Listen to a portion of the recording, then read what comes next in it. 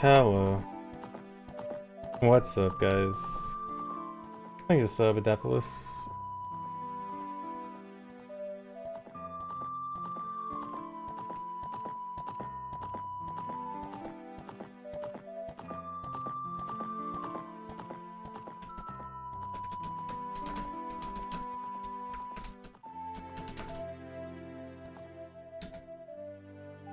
Hey, everyone.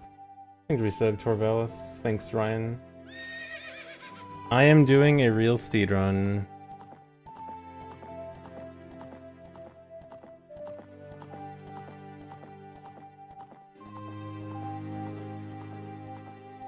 Yes, an actual splits. Thanks, resub, 19 day. This is not my first speedrun ever. I've done a few of these before.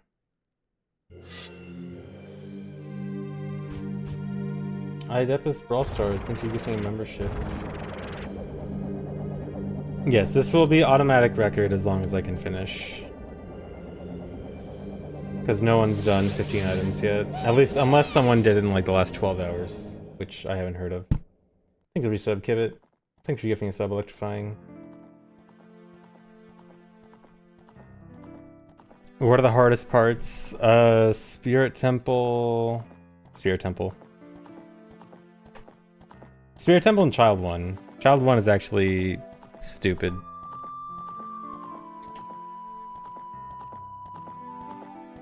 In fact, I am going to practice Spirit before I get started. I think it's this one before.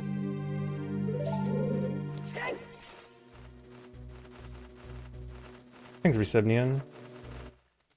No, not IQ yet. Although I did get all the IQ stuff fixed full. I am good to go with IQ.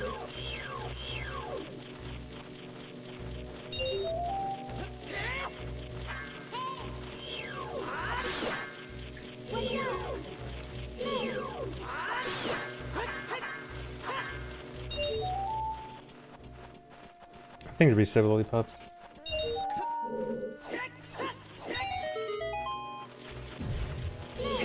Oh, the FAQ is still all materials. I was gonna make an FAQ for this, but then I thought, I don't know if I really need one.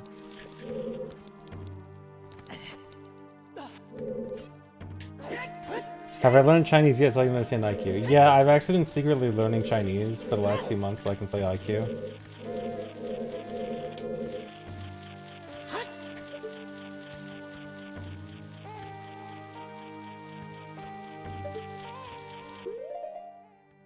Fail.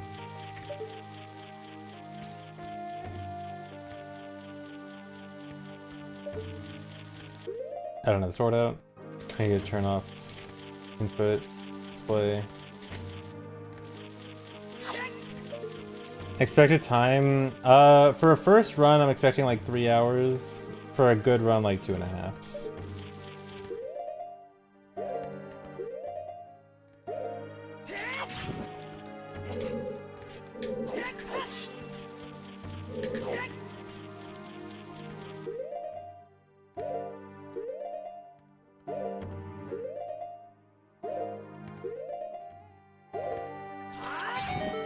First try, kind of. This is probably the dumbest trick in the run. But I've been practicing it a lot.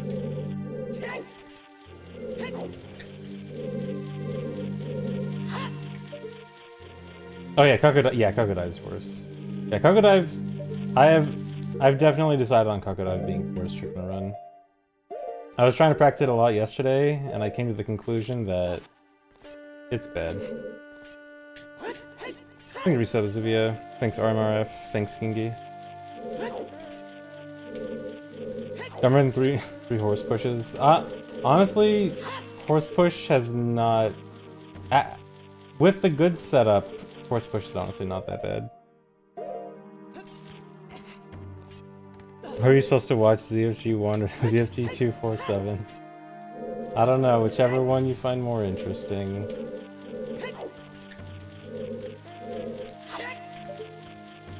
Why do I make myself do painful things like this? Painful things like this are fun. I don't know, I find doing like really hard but unique stuff very fun. It's a really interesting challenge.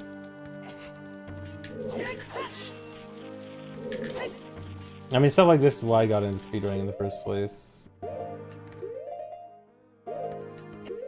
Oh, come on.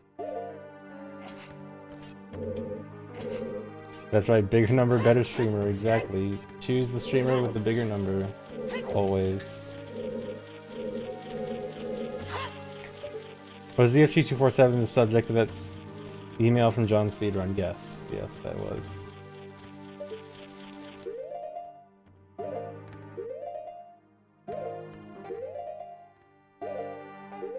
No, GDQ Games List is not out yet. It's still gonna be a few more weeks before that. Oh my god, I keep... Oh, the announced game is November 1st. Okay, so 12 days. 13 days? However you want to count it.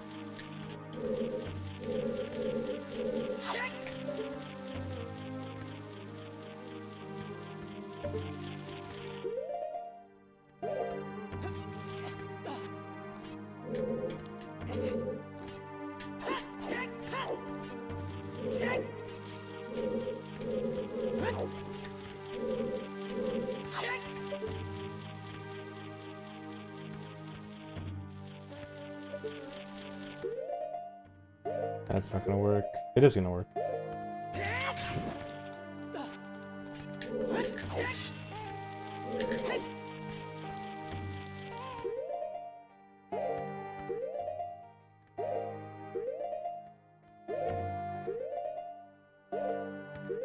Come on.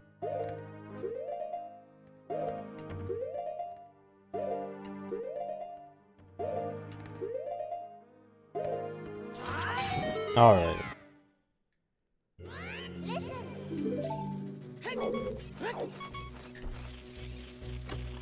I can do it. That glitch I just did right there is the one that requires this on 1.0. Well, it's the same thing, but it's needed for both this and Phantom Cannon. Because it's a glitch that gives you glitch sword damage, and it has fire properties to light torches, and also bow and hookshot properties to hit Phantom Cannon without bow and hookshot. How precise the speed I need to walk at for the QPA? It's a 5-unit window. It needs to be between 57 and 61.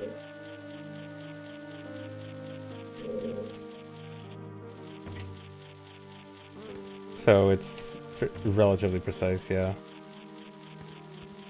Thank you, reset J Marvin. Yeah, so this category, I'll start explaining this category once I get started with it. I just wanted to practice a bit beforehand. Alright, here, let me actually switch to vanilla. My first time inserting my vanilla 1.0 cart in a long time.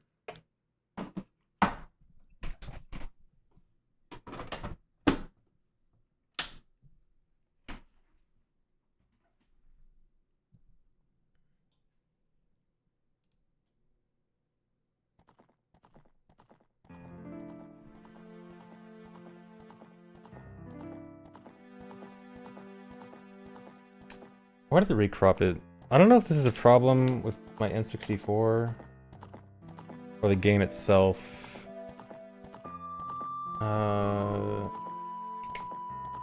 Is it changing the output resolution?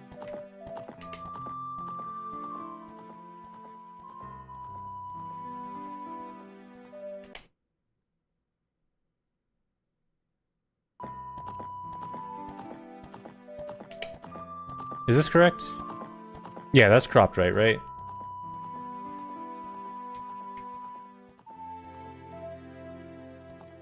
Cropping is correct here? Okay, yeah. I guess it's just a game-based thing and not just the system. Okay. Not even 4K. It is 4K. It's going through my RetroTink 4K, so it's eventually 4K. So this is how long it's been Shoutouts to whoever knows what these file names are.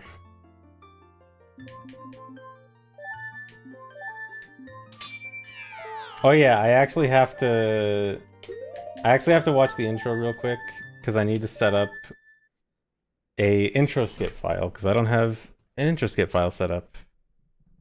Yeah, those are Ace file names. Yeah, it's for, I'm pretty sure it was for Hundo NSR with Ace.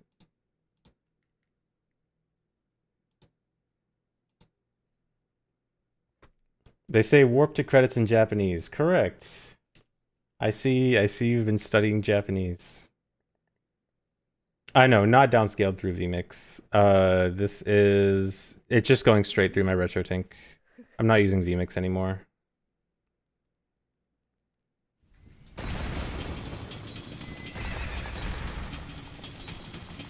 ETA for this, about 3 hours. For my first run, probably like 3 hours. Eventually down to like 2.5 hours.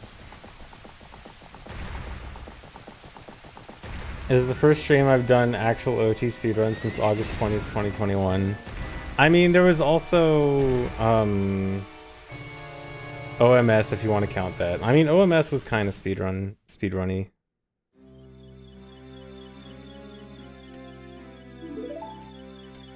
How many specific upscaling devices for N64 and Wii do I own? Specifically upscaling devices, I think only RetroTink and M Classic. But I have a lot of stuff going through my setup right now. Start timer, no. I will start timer after this. I have to set up and... since the last time I was speedrunning, we now allow intro skip happening.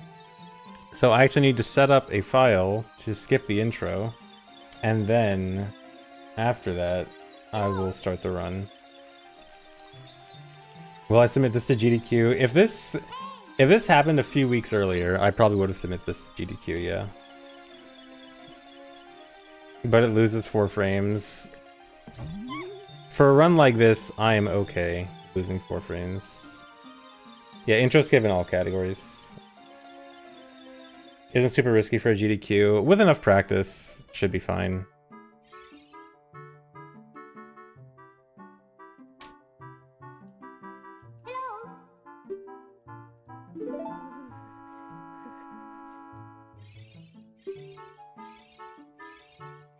The Coco trick, that's like a 25% chance. I mean, you can just keep redoing it. Eventually it'll work. Like, it would have a padded estimate for sure.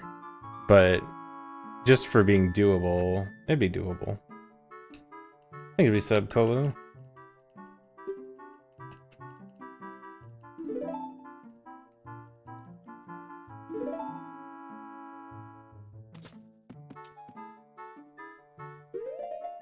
Fell asleep to the 24/7 channel last night. It really works. Nice. Thanks for resub, Celestial.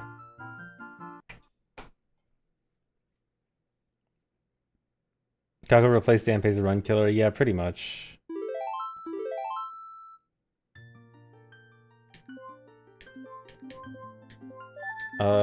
This one's copyright. Yeah. All right. Time to actually start a speedrun. Hopefully this goes okay. Oh wait, no, I forgot. You're supposed to see up first and then start the speedrun. I haven't done runs with intro skip, okay?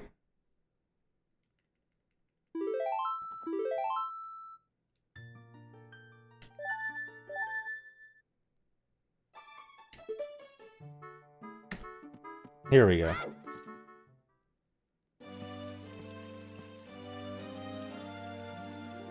The N64 pixels, how nostalgic. Hope you guys like the pixels.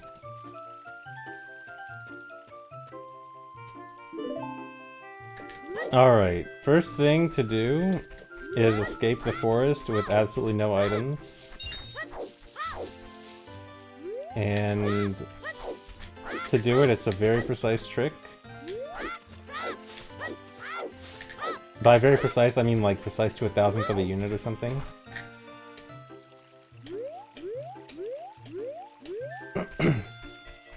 So I have to throw the rock perfectly at this guy and then backwalk into it and then talk to the guy, frame perfectly. Technically frame perfectly. Come on.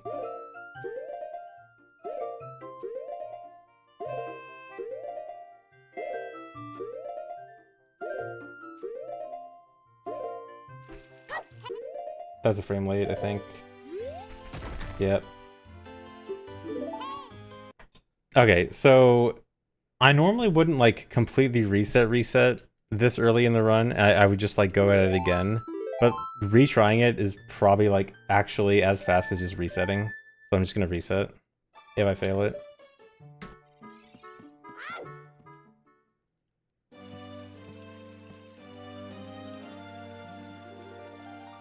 Pause buffer Patty over here. What happened to the retro tank? Retro tank is good. Retro tank is nice and working.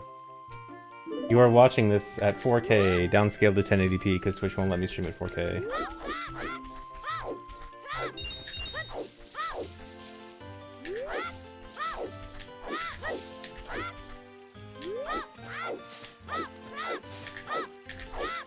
I mean, I wouldn't stream at 4K anyway. I'd only stream at like 1440p. I feel like higher than 1440p is overkill. That's a frame late. I'll try anyway.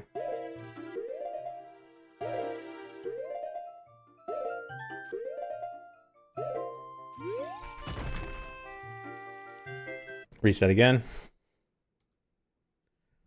Like I said, the beginning of this run is the worst.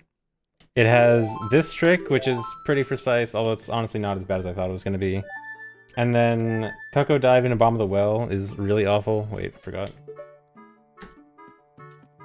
And then it's getting Bomb Chews without any items, which is also pretty bad. Can I stream in 120p? The human eye can't see more than that. Sure, I'll stream in 120p. The quality N64 was meant for.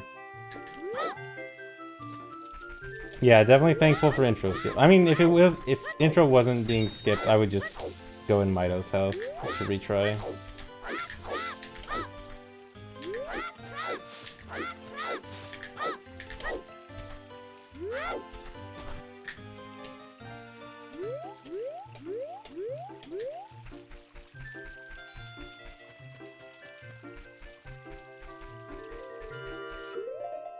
Is that the right frame or is that a frame late? Well, didn't work anyway. Cool run.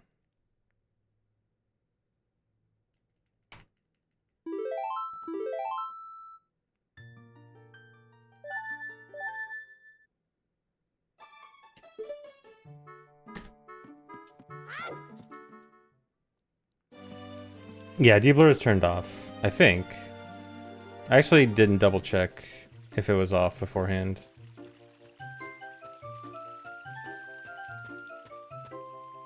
Does it look like deblur is on?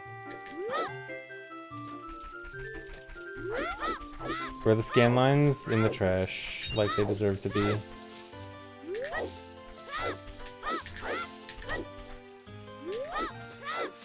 I wonder if it's against the rules to mess with my N64 digital video settings mid-run. I don't think it should be. Oh, maybe, I don't know. If I fail again, I'll double check. I did fail again, that's a frame late. I can't pause on the right frame. Why would it be? Because I think the settings are on a game basis, not a system basis. Okay, yeah, these are on sharp. Everything. People are on, yeah, okay.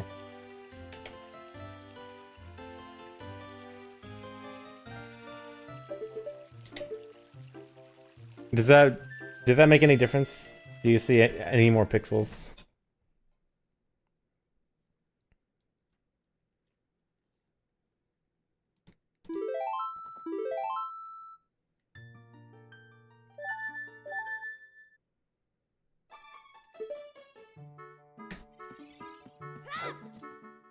Surely this time.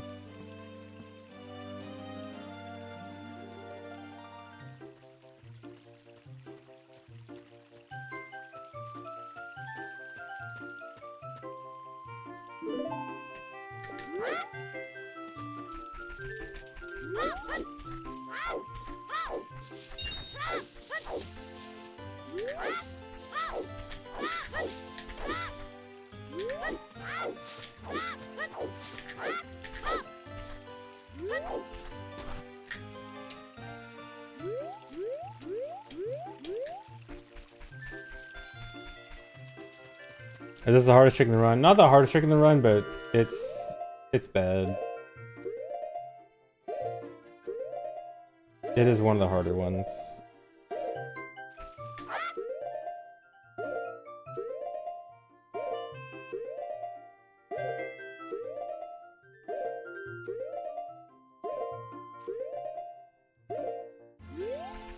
There we go.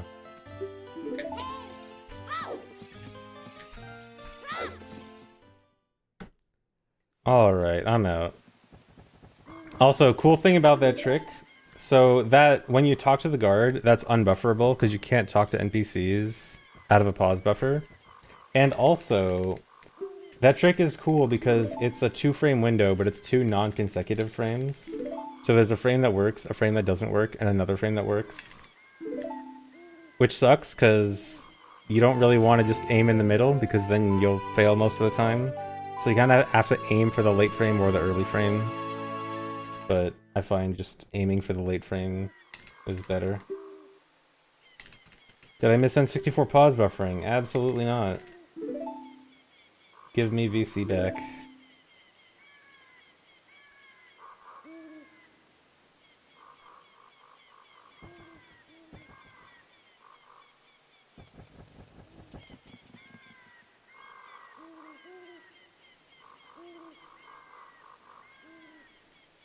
Well, you think it would have been quicker to beat Deku Tree? It would have been more items to beat Deku Tree, though, and that's bad. I need less items. The difference between N64 and VC for pause buffering. N64 is much more variable based on lag. VC is more consistent and generally just easier. Why no 1.0 VC? Because speedruns are required to be done on an official version, and there is no official 1.0 version. Officially, 1.0 has only been released for N64.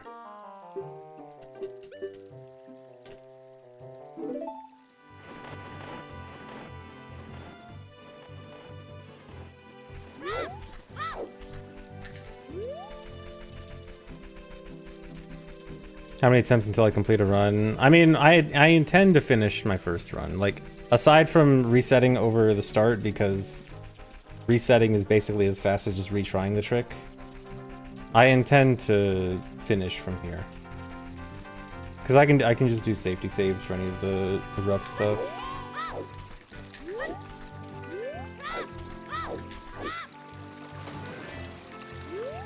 Got the fast fuss. Actually, I don't know if I got full speed there, but still good.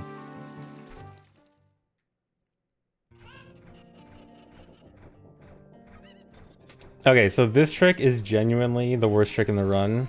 So you guys know Cuckoo Dive to bomb the well. It's a very basic and easy trick that many people learn very early on. To do it without any items, like I have right here, well, besides Ocarina, I guess, but that doesn't help. To do it like this, I have to use pots, throwing pots at a Cuckoo. So here's the fun thing about Cuckoo, is that it has random health. Cuckoos have random health between 5 and 8 HP, and I don't know what it has. So, this effectively has a 25% chance of working, first try at least. So that's 3.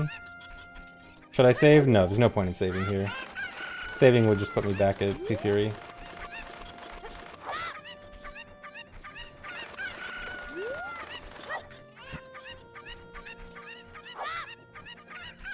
Okay, 4, so the next pot might trigger the Cuckoo attack, but it might not, and I have no way of knowing, but I have to just go for it. So I have to set up the Cuckoo in the corner here, And I want to make sure the cocoa runs directly into the corner just to make it nice and safe. The video quality, yeah, this is lovely N64 video quality because this run only works on N64 1.0. So I have to throw the cocoa in the corner there, go back up here to grab a pot, and then I have to manually try to throw the pot at the cocoa, hope I can hit the cocoa properly, and then hope that I get the 25% chance that it has 5 HP, and if it doesn't, I have to just retry again. Oh, that was actually a good position, like right off the... Oh. Okay, so it's not 5. So it didn't get the 25% chance. Well, now it's 33. 33% chance it works on the next try. Oh wait, I need to... The cocoa ran away again. I need to make sure it stays in the corner.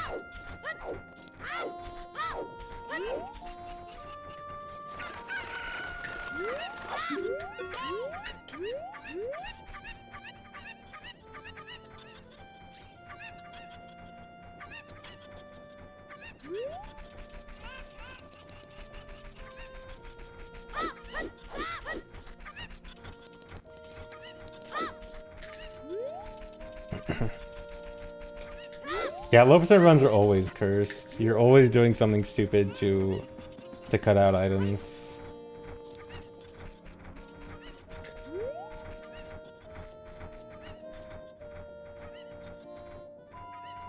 So it's also just hard to throw the pot of the cocoa in the first place.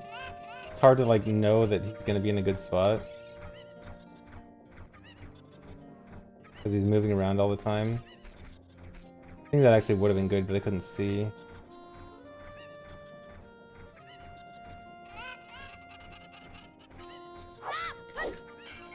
Missed. I think if I threw a tiny bit earlier, I would have hit, but I hesitated. Alright, so there's a few more pots up here I can try with.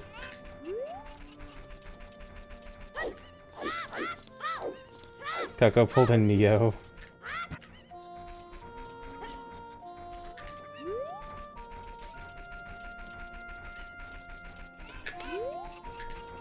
Doesn't seem very GDQ friendly. I mean, worse runs have been done at a GDQ. Like, with enough practice, I think this could be doable. He went all the way into the corner. My setup there throws it, like, pretty close to the corner, but not all the way. And he went all the way.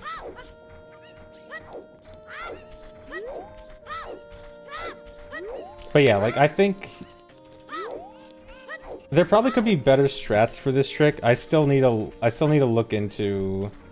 Well, I mean, I have looked into better strats, but it probably could be improved.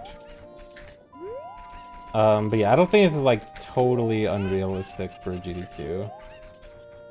But again, like, this is my first run. Remember that this is my first run. Everything that looks bad here can probably be done better with more practice and research.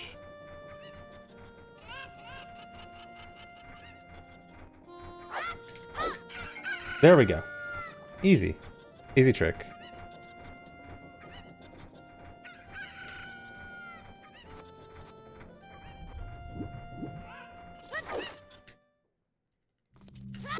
Alright, time for dumb trick number 3. Oh, split. Okay, so right here, there's this Skulltula, and you're not supposed to be able to get past this Skulltula without any items. But there's this trick where, so the Skulltula has a bug where its velocity is actually not paused when you're like in navi text or paused. And so, you know how the Skulltula like bobs up and down? You can actually manipulate it so that it continues to rise up if you just time pauses properly. Like if you pay close attention to the Skulltula here, you're gonna see it start to slowly rise in the air. And I'm gonna use that to get around it.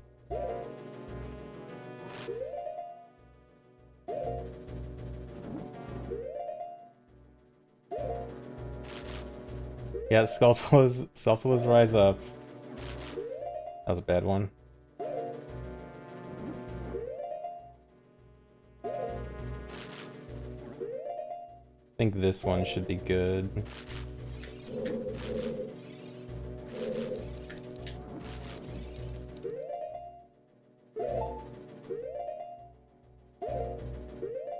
So now I need to throw a pot of the Skulltula to kill it, and then I need the Skulltula's corpse to push me out of bounds. And this requires a really precise setup.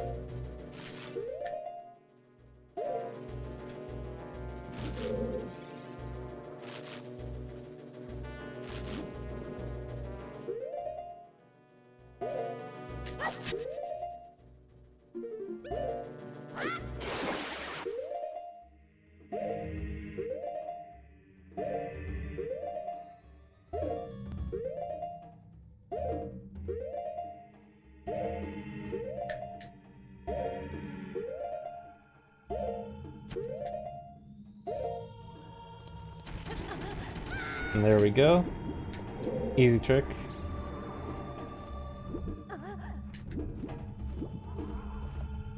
Then I can swim to bomb choose. And then that's bomb choose without any items except for Ocarina.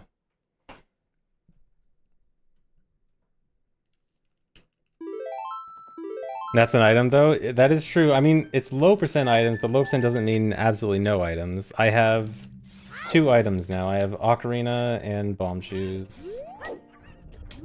And they're 2 of only 4 C items I get. The only C items I get are Ocarina, Shoes, Boomerang, and Hammer. Okay, but actually... Okay, honestly, the beginning of this run has gone better than I expected. 11 minutes at Choose is better than I expected. I was thinking like 20 minutes at Choose. So, not that bad. Oh, I didn't need that side hop. All dungeons, no items is not possible. The item count for this run is the lowest it is currently possible for, which is 15 items. 9 of those items are the dungeon rewards, because obviously it's all dungeons. So then the other 6 items, the 6 like meaningful items in this run are Master Sword, Ocarina, Bomb Choose, Hammer, Mirror, Shield, Boomerang.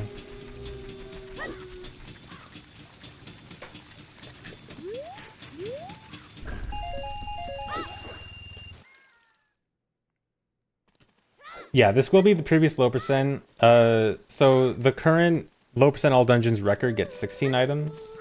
No one's done it with 15 items yet. This was only like a recent thing, recent development. So this should be the first 15 item run. For anyone wondering like what item was cut out, the previous run got Deku Sticks and Bottle instead of Ocarina. And so this run gets Ocarina to cut out those items.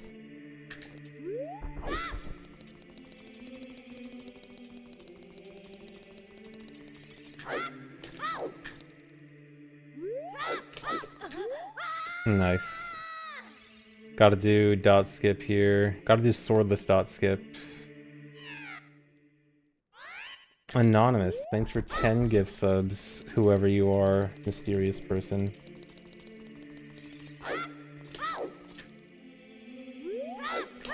Alright, I'll just buffer it. I'm gonna miss the buffer.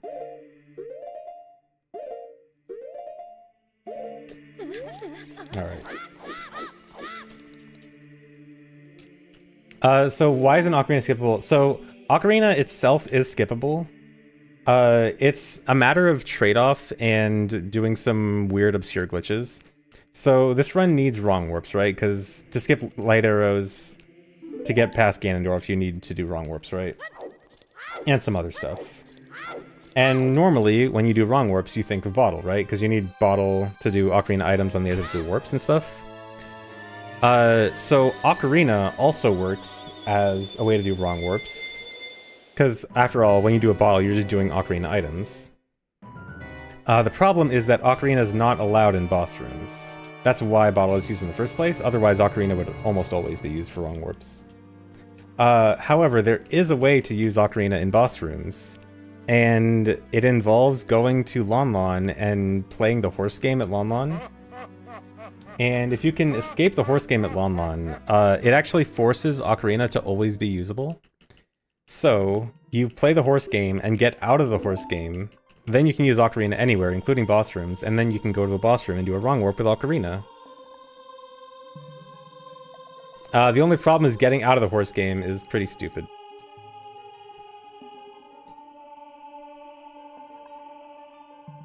Kagurado, thanks for the resub.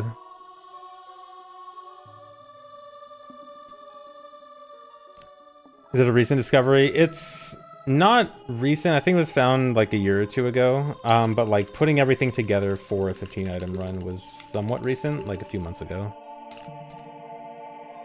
How long do I think this run will be?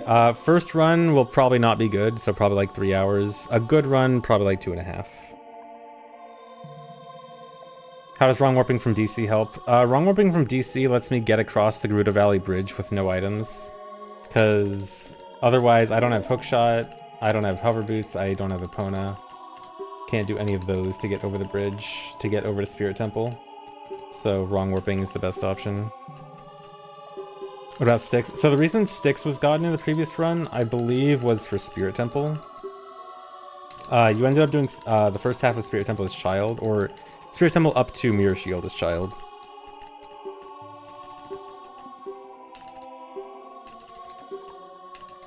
Because a big thing with this run is getting shield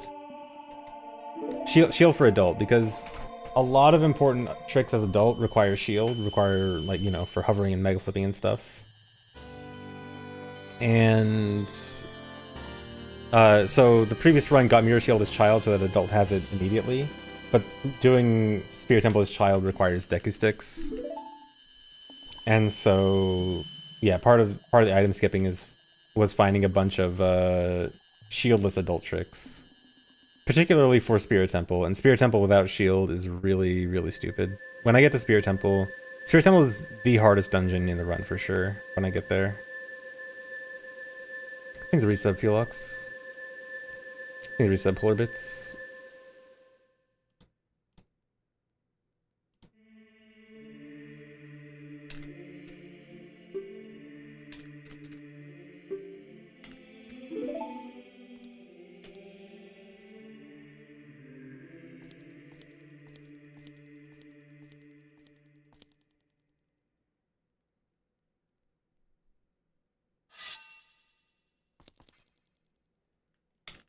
Is there a way to move freely in the realm where you get the medallions? I think with SRM/Ace, yes, but otherwise, no.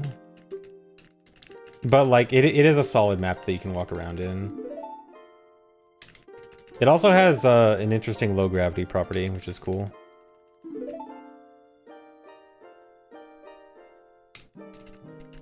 Forgot how many cutscenes this game has. Yeah, when you go from randomizer to vanilla, you forget this game has lots of cutscenes and text. Oh yeah, that was also 2 more items, Master Sword and oh, I gotta equip choose. Master Sword and Light Medallion.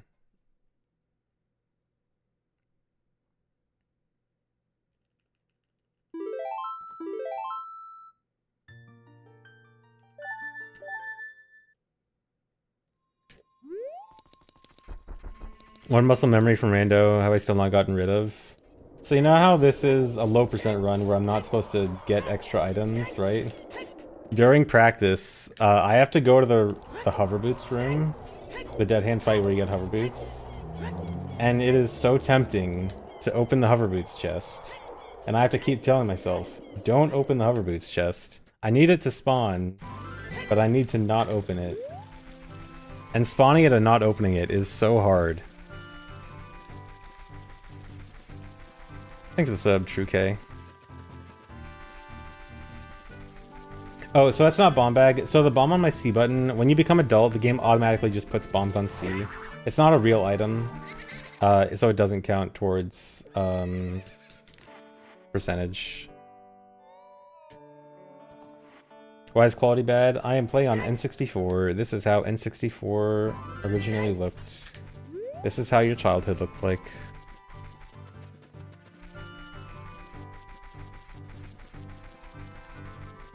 Oh yeah, so going to Lon Lon there, I just need to get rid of that cutscene. That cutscene would mess stuff up if it happened later.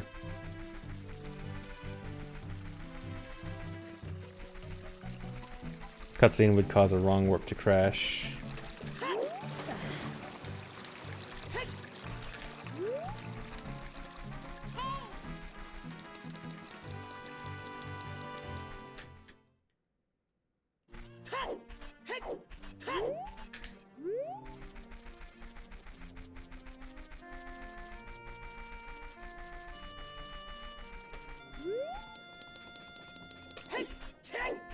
So I gotta go straight to DC. DC is gonna be the first real dungeon beaten.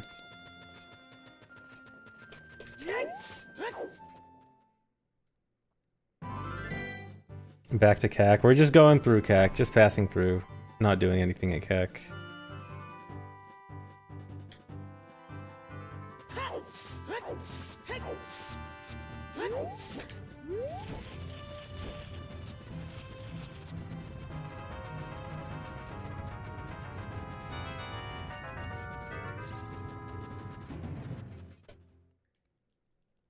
Alright, I probably don't need a save here, but I'm gonna do a lot of safety saves this run, just in case.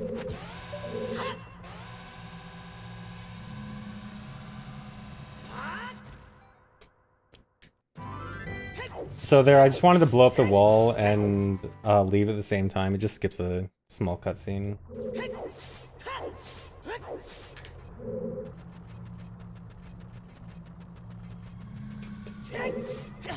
Am I affiliated to NRG now since CLG is dead? No. When NRG bought CLG, it was the League team only.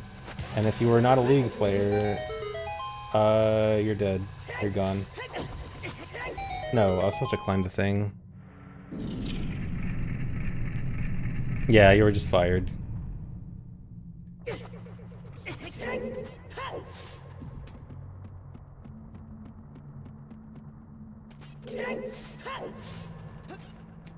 I think I can safety save here.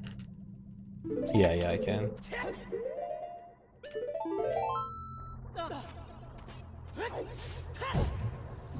No, other teams haven't tried reaching out to me since. I think the esports bubble is not what it used to be, and I think teams are realizing that.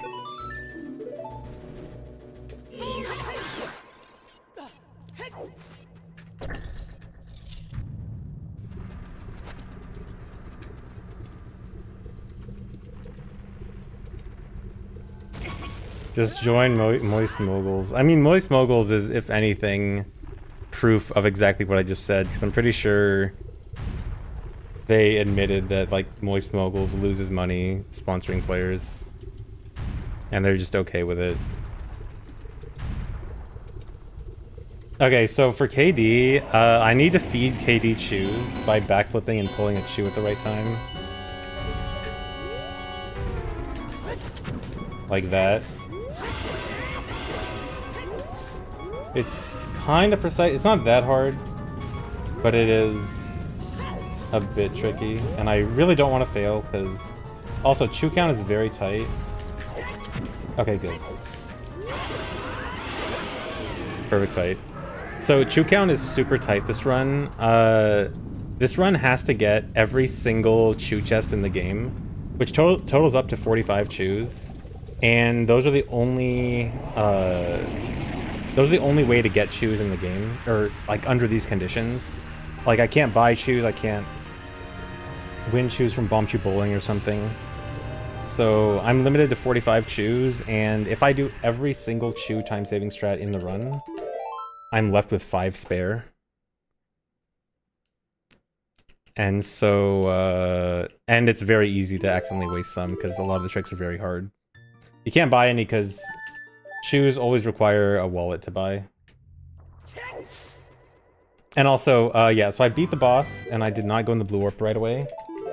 I do need to go in the blue warp. It doesn't count just beating the boss, but I have to do a wrong warp there, and I am not currently able to do a wrong warp. I'm doing 7 chew hover to Gans Castle. 7 chew hovers I find pretty easy, actually. Oh, split. I'm just gonna skip the split. So now I need to set up for the wrong warp with the fun trick.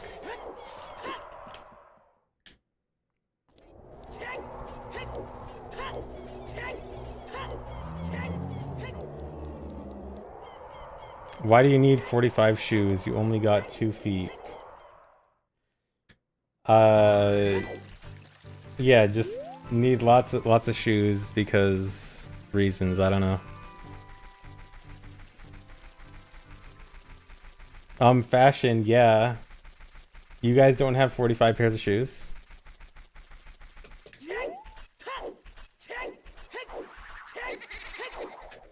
barely make it in here before night.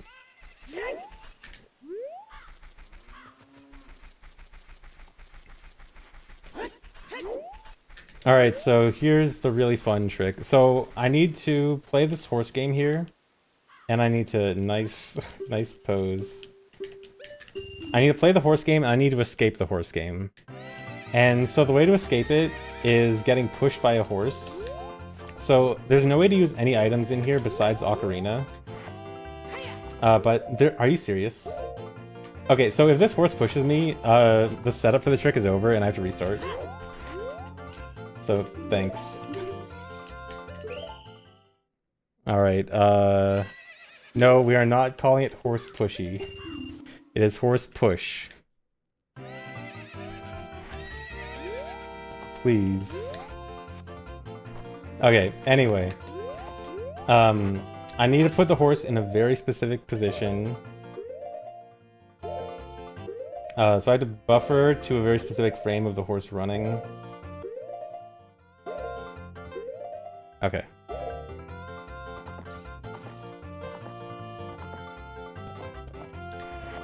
And then put it into position.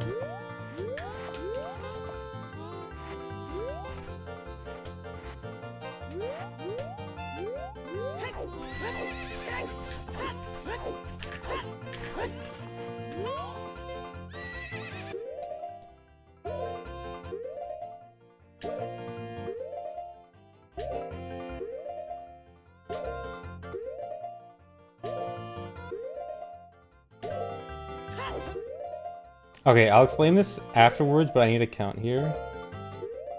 I need 19 pauses. This is 4, 5...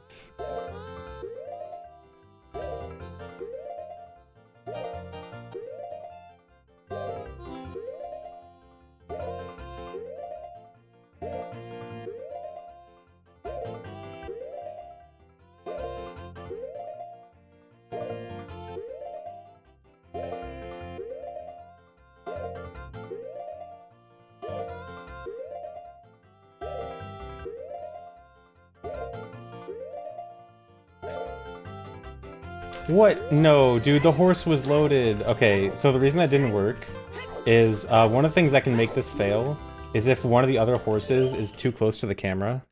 And so that horse is supposed to be farther away from the camera, but sometimes it just wanders in. And it cuts your jump essentially in half. So what's happening there is when you jump into a horse's head and you pause, it actually duplicates the collider of the head. So like, it's what is supposed to push you. And so essentially every time I pause, I'm adding more push to my jump. And after like 19 additional pushes, it's enough to jump out of the game. But if another horse is there, its collider also gets added to that number. Because there's a limit to how many the game can handle at once. And so another horse being in range basically just cuts the trick in half. Which is also the reason for the specific camera angle. Is to try to unload specifically Epona, who's the closest. Normally the closest. Okay, 1, 2...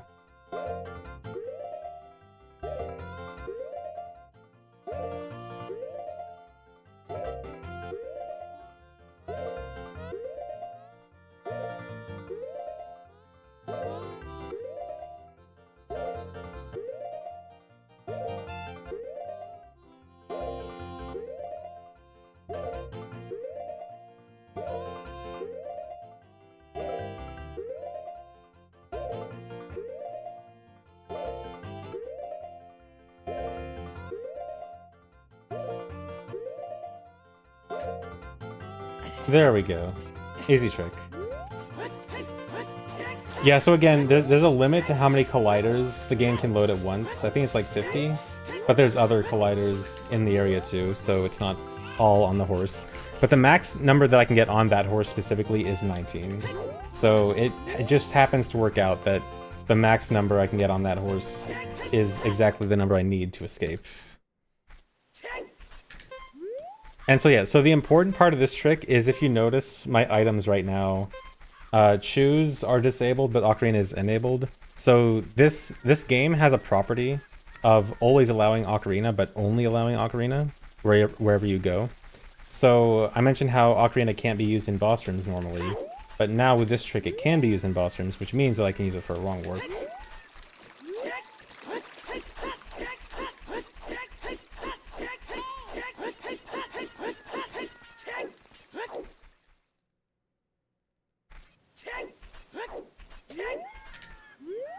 Also, thanks for the resub, Nunya and KDA Scarlet.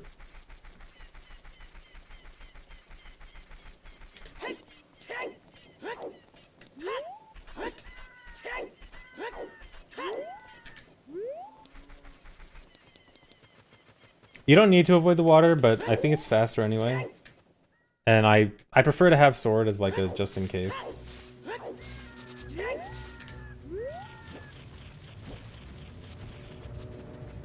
No, the glitch does not activate if is not active if I save and reset. So if I actually fail this upcoming wrong warp, I have to redo that trick.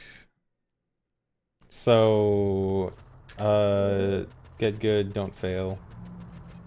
I want to take 1 damage here. I need specific damage entering the next room.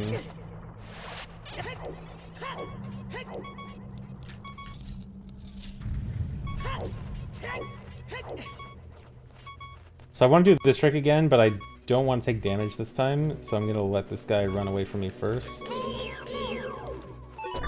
Too late.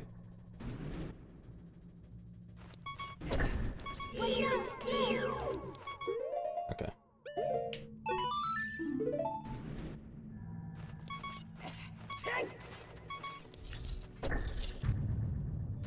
Don't you mean fly away, actually? I'm sorry. Alright, here's the wrong warp setup, so this is actually kind of precise.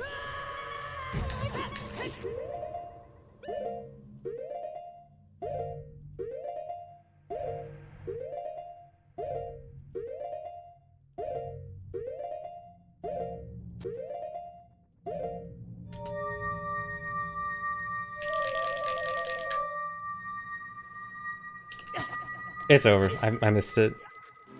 So I have to... I'm gonna get the cutscene here, I'm pretty sure. But you need to cancel Ocarina and repress it frame perfectly without buffering. And yeah, I missed it.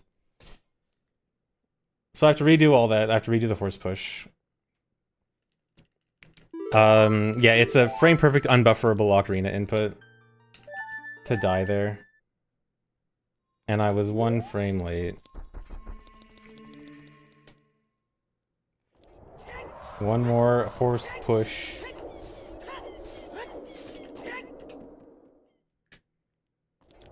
Why am I subjecting myself to this run? Because I like hard, unique runs. This run is very hard, but it has a lot of really cool stuff that isn't in any other run. And I like cool tricks, even if they're hard. I mean, hard stuff is fun. It's hard. It's fun going from something that seems hard and unrealistic and practicing it and getting good at it enough and understanding it enough that it becomes normal. Which I've done with most of the tricks in this run.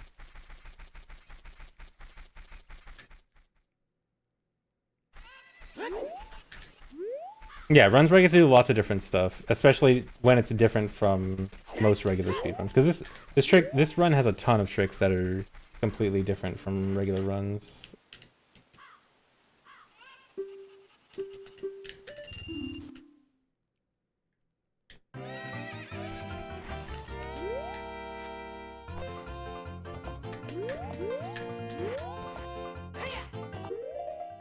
Okay, got the frame first try.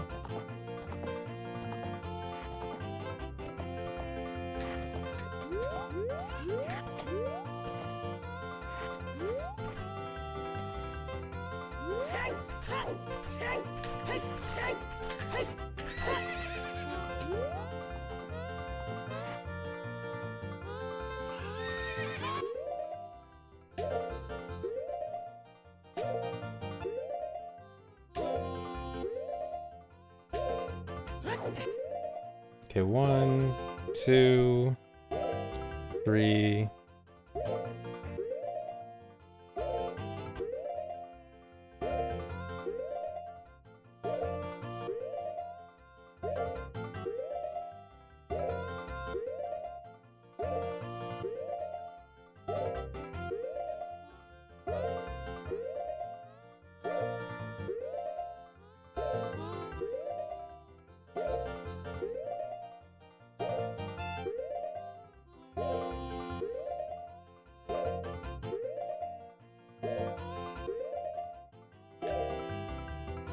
Alright, easy. First try.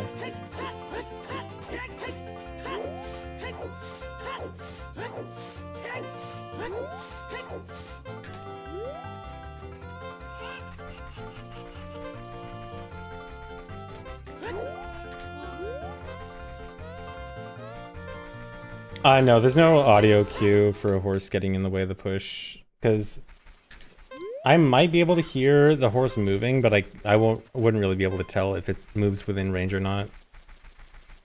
If I go over 19, nothing happens. 19 is just the maximum. If you just pause after that, nothing additional happens. You're just wasting time. Yeah, I do have to make it out before the timer runs out. Although I can also stop the timer by pressing Ocarina in the air, so it's not that tight. I can essentially give myself extra time if I need. Nice camera. So I need to do horse push 3 times in the run. Once for every wrong warp I need to do. I need to do this wrong warp from DC to Gerudo Training Grounds, 1 wrong warp from Fire to Forest Temple, and 1 wrong warp from Deku to Ganon's Castle. And all 3 of them will require horse push.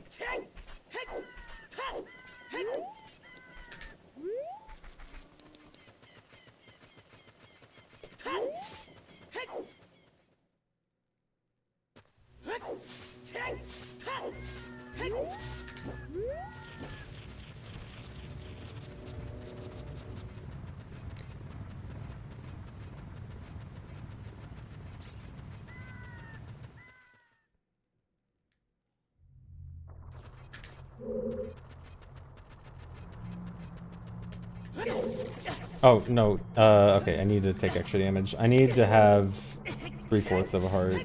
Some increment of 3/4 of a heart here. I normally just want to take 1/4, but I had to take 1 heart and a quarter. Thanks for the reset, that's me. Thanks for 4 years.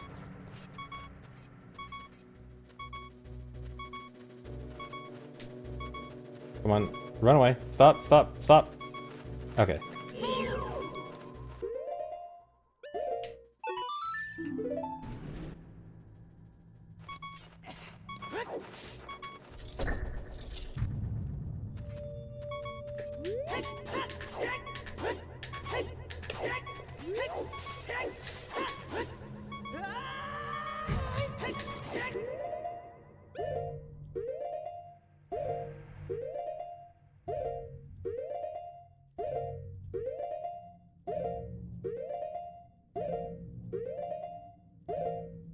Come on. There we go.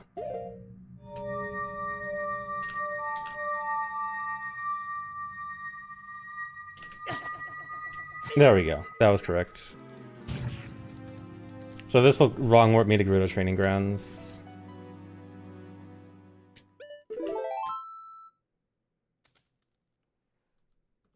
Easy. So in Gerudo Training Grounds, this has one of the chew chests that we really need. And it's the smallest chew chest in the game. It only has 5 chews, which really sucks. But even 5 chews is important for this. So I need to get it. So I can actually use... I have 2 options to get this chew chest. I can use 2 chews to clip through some gates. And get it without any keys, or I can use 1 key and then 1 clip, or I can do 0 clips and do the other room next to this with the BMOS, but that room requires a chew anyway, so it's kind of pointless. So I'm just gonna do 1 key. I'm actually gonna resave just in case.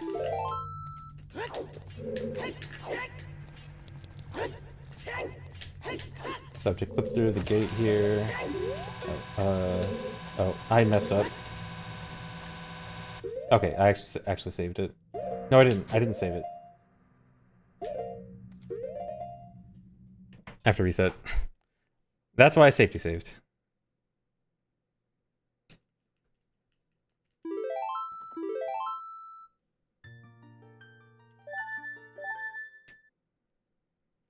Oh, there's an ad break starting soon. I should probably snooze this one.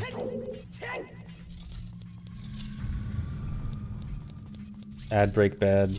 No ad 1 of 80 today.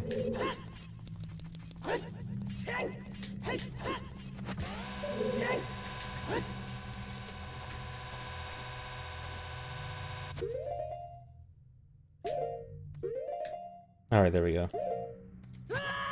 So if you climb to the side and then hold up on the right frame, you can just barely clip through the gates. So I can get this shoe chest early. And get out of here.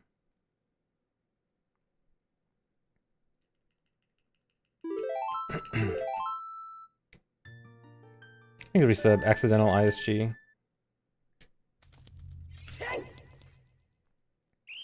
Nope, no ice arrows. Ice arrows are not exactly good for a low percent run.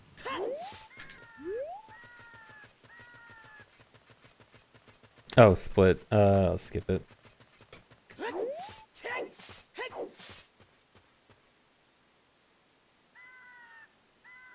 Alright, so now I have to get past Gerudo Fortress to get to Spirit Temple without Gerudo card. And without shield. So most ways to get past here are like using shield for a hover or hover boots or something. So I'm gonna have to do something completely different. I have to sneak past this guard.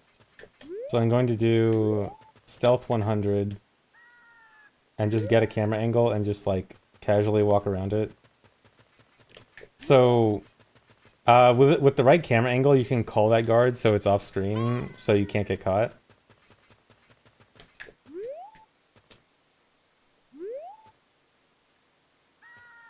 And then I need to walk up here.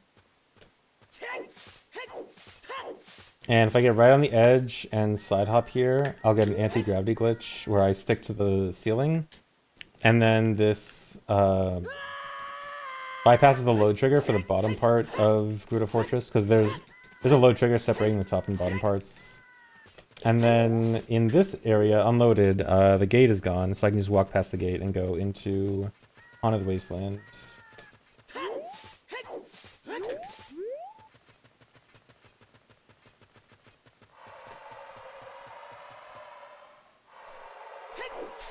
The anti-grab isn't that precise. As long as you're pretty close to the ledge, you'll be good.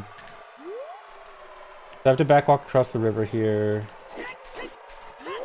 And then I have to very skillfully know how to cross the wasteland without a Hess, because I somehow only know how to do it with a Hess nowadays. Okay.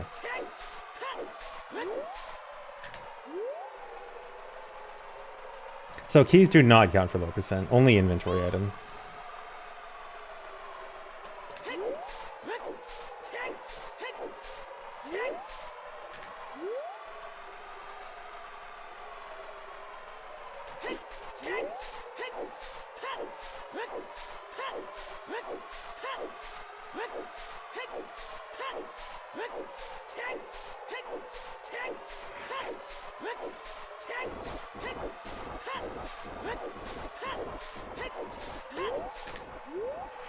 Oh my god, the ad break snooze doesn't do it like for the whole hour, it just does it for like a few minutes. Okay, whatever. I guess people are gonna get... Well, actually no, you'll get an ad probably while I'm doing something that'll take me forever. Ad 1 of 80, yeah. I think the resub cheek clapper.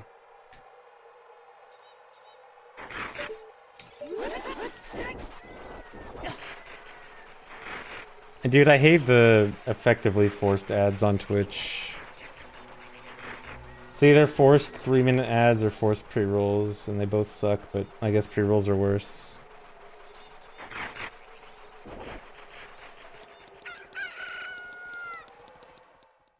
Thanks, resub, SCSSC.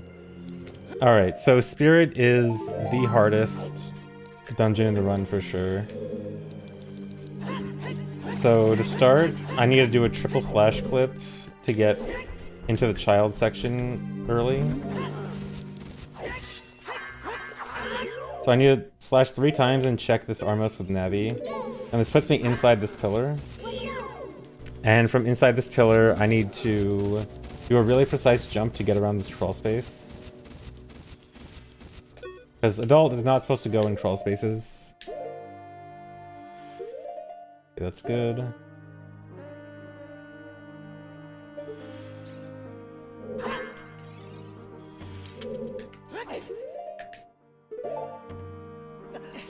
Alright, that actually went well.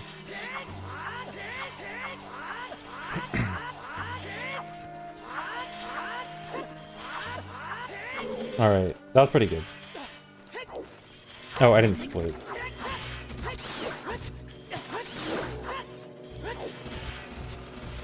Another missplit. So these geese are annoying here because I literally can't hit them until they come down to try to get lit by a torch.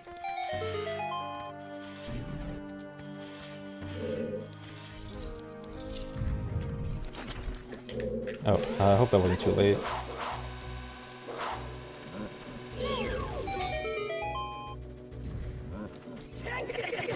There actually is a way to skip using that shoe I just used, but it's super precise. You have to do a damage boost off the green bubble, and it's awful.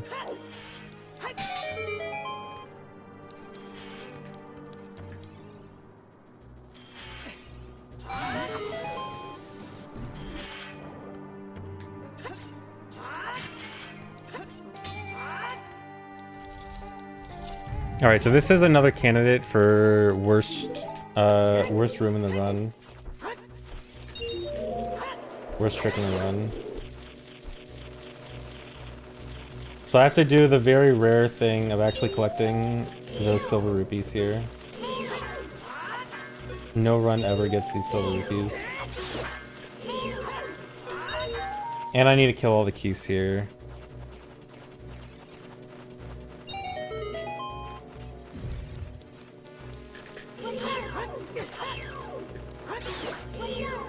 Alright, the ad break is either in the worst timing ever or right on time because this trick could take me forever to get.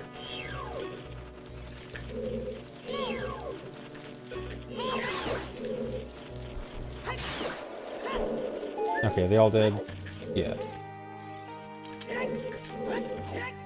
Okay, so in this room I have to do QPA on both of these torches. And normally QPA isn't that bad if you have a shield. Without shield, it's really bad. Because, so I have to run off... So this tree is actually difficult for multiple reasons. So I have to run off this ledge and put away sword and then jump attack next frame. And,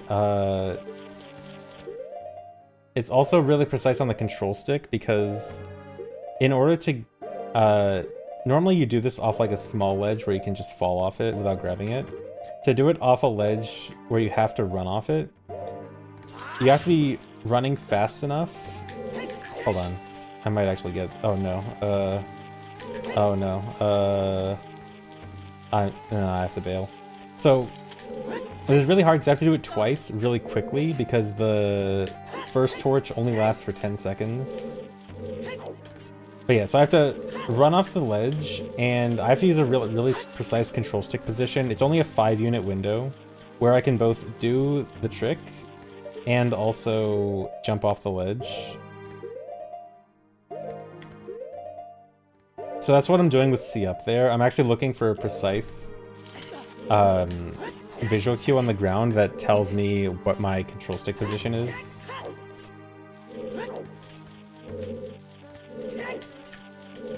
And then, I'm not going to be able to do the same thing for the second one, so for the second one I just have to go at it.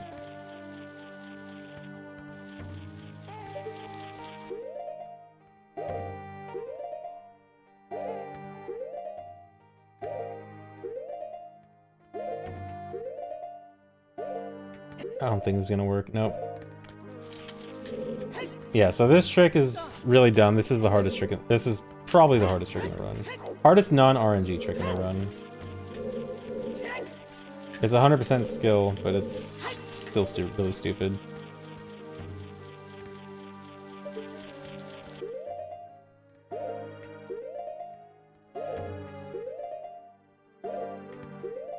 Okay, yeah, that ad break was actually perfect, because this trick takes me too long anyway. Dude, I can't do it.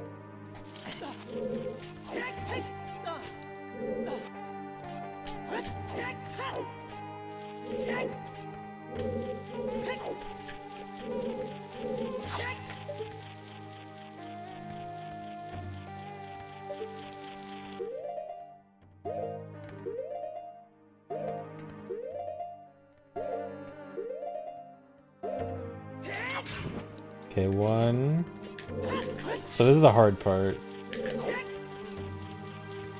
Because this part I just have to eyeball it.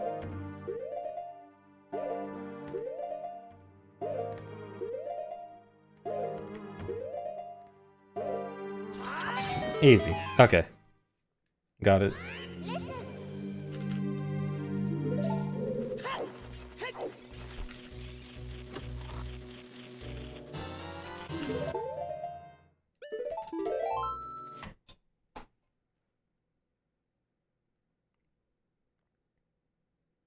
Alright, so that's one of the hardest things done.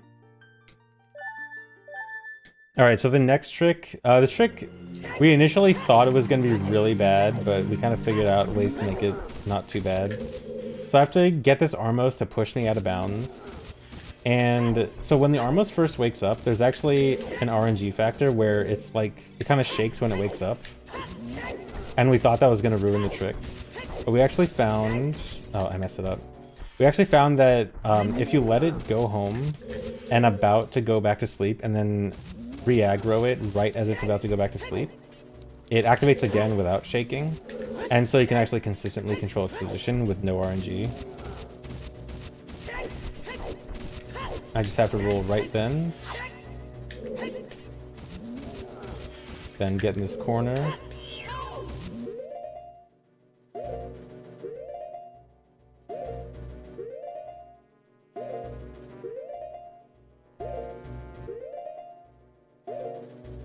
Come on.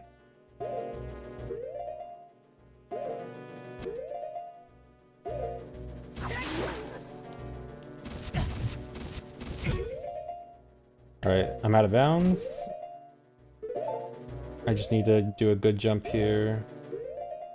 This camera angle is a bit hard to get a good jump for.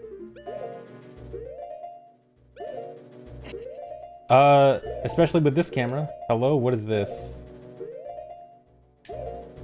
I have no idea what this camera is. What is this camera?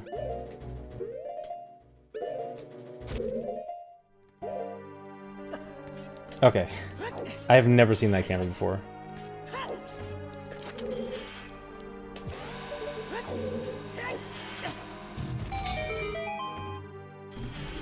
Okay, but that trick was one we thought was gonna be really bad, but after working on a setup, it turned out to be not too bad. Although, the way that went was still kind of... I mean, it was essentially first try. It was like a very sloppy first try.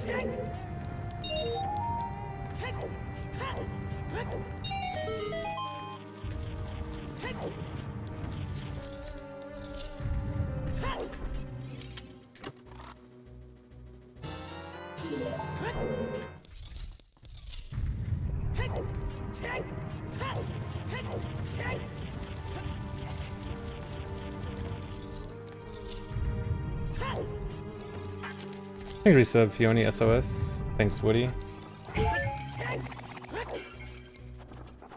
So I need to get 2 keys, because with my current item set, the only way to get 2 keys is that first key that I got with QPA, and then that key.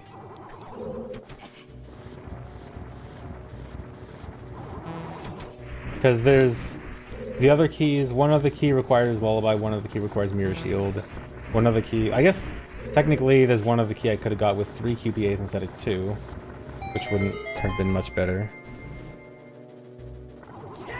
But thankfully, up to Mirror Shield from here should be pretty easy. Nothing really hard coming up.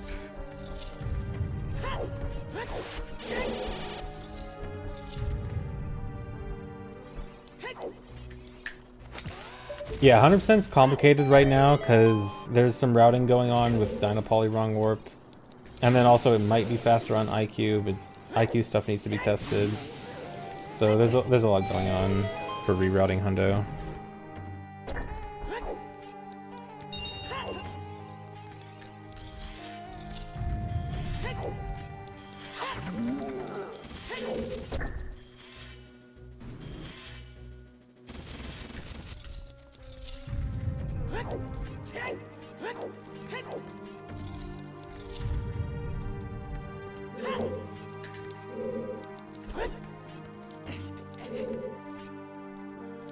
So you can skip this Iron Knuckle fight by jumping on the throne and just jump slashing through the wall.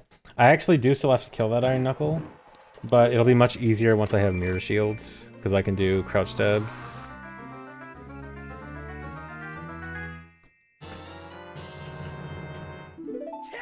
Another item.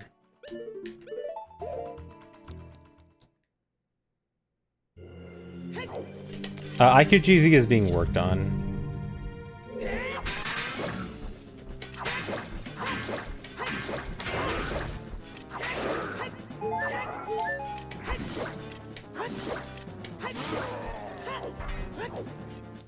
Yeah, it's nice 1.0 Mirror Shield.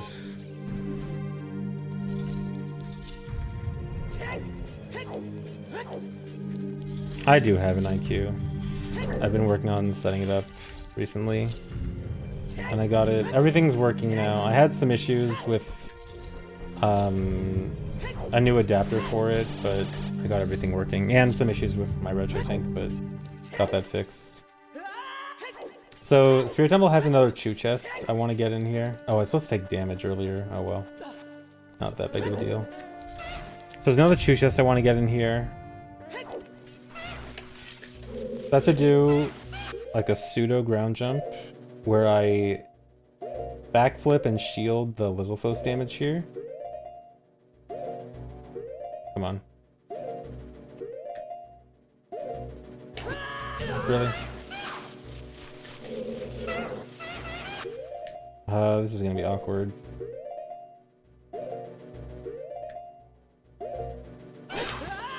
Dude.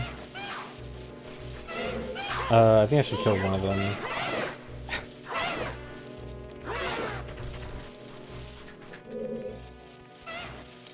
Come on, come over here.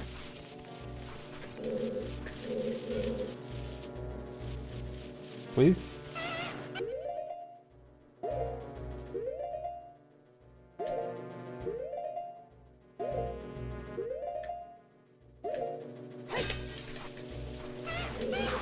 This trick is done. At least I'm taking damage. What? Okay, not that much damage. Okay, I actually need to... You know what? Alright, this is gonna be my... This is where I use one of my Spirit Chews. So I mentioned I had 5 Spirit Chews. I'm just gonna use one of them here.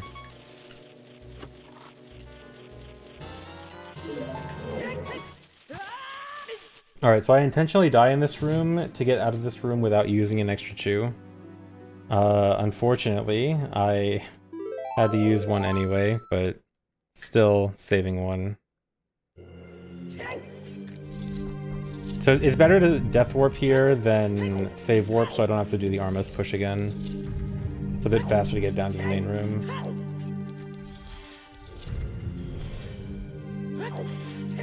So the next trick, I have to do Spirit Temple statue climb and boss key skip with no explosives, no items whatsoever.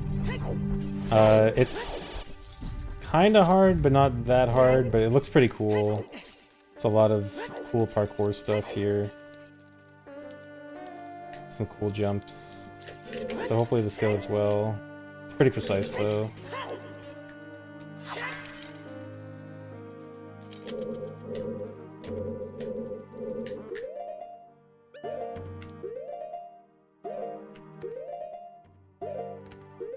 Come on.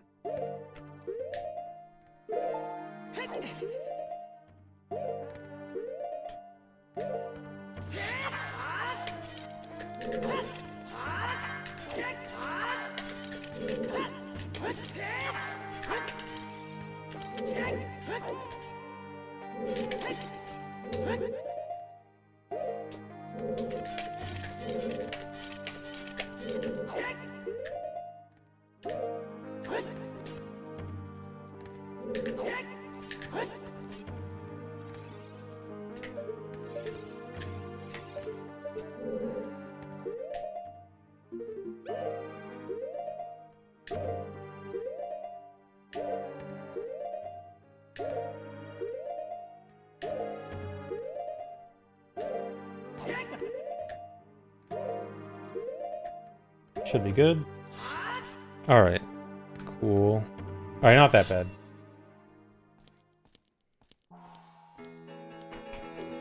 No, that's not C up strats. That's just camera control without Z. Because if I use Z, if I target there, I end up targeting the face. So C there is just a replacement for target, not actual C up strats where you manually line something up. Yeah, so low percent is on the category extensions page. It's on, yeah, /OOT extras. Or if you just go to the main OOT page, you can click category extensions somewhere near the top. Yeah, that trick is really cool. I really like that trick. But yeah, that's pretty much the hardest part of the run.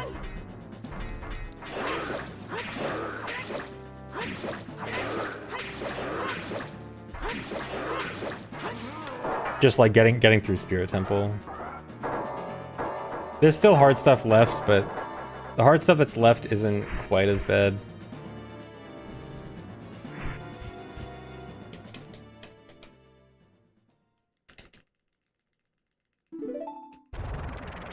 Yeah, Forest is pretty scuffed, so I have to beat Phantom Ganon without bow or hookshot. That's probably the next hardest thing in the run is the Phantom Ganon fight. Because Phantom Ganon, I have to beat Phantom Ganon with hovering, but also without shoes. And so I have to hover off of Phantom Ganon's lightning to hover up to the middle of the arena to hit him with QPA, which I have to set up before the fight starts by getting out of bounds. Well, not out of, like, in between. I have to get, like, inside the ropes of the fight.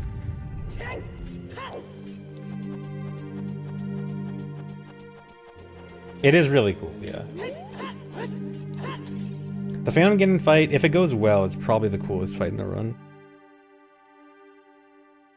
Phantom Ganon and Morpha both are cool but hard.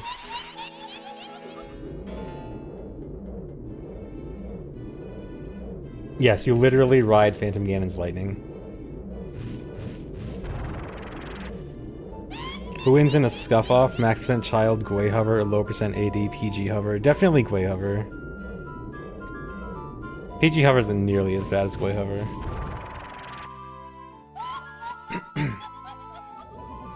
The strat for the Morpha fight is jump in the water and jump slash and hope it works. Am I gonna go for a triple? Wait, do you mean triple on Phantom Ganon or triple on Twin Rova? Triple on Twin Rova is random. Triple on Phantom Ganon, yes, I'm going for it. So the Twin Rova fight's annoying because normally I use a projectile, usually hookshot, to try to like essentially lock them in place. So it's easier to hit them, but I can't do that when I don't have any weapons. So this fight's kind of dumb. It's kind of dumb that I have to do this fight the normal way. I hate doing the fight the normal way. Stupid normal fights.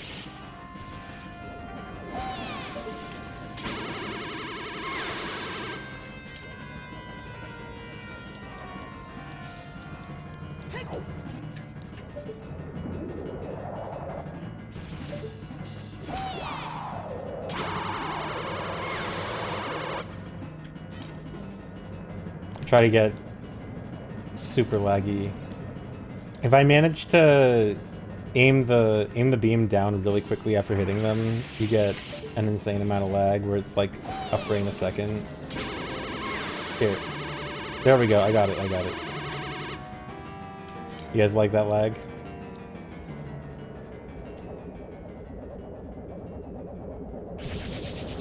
Next slide, please.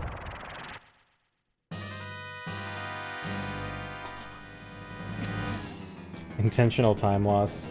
It's my first run. I won't do that for later runs, but I like showing off that lag. It's funny.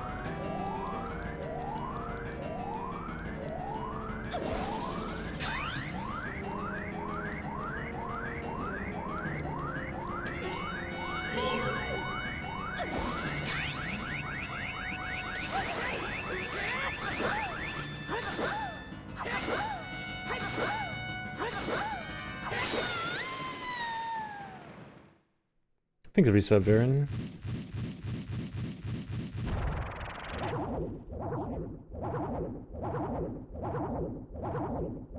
Thanks for the resub, Sloop Lord.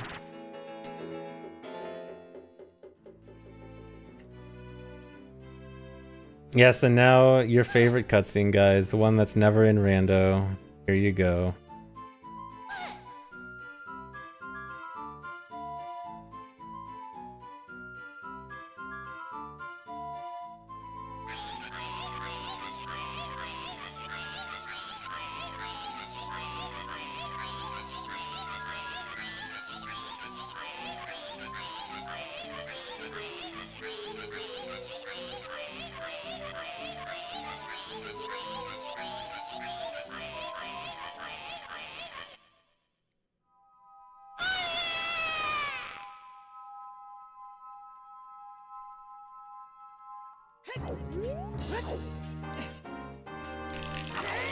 Alright, spirit done.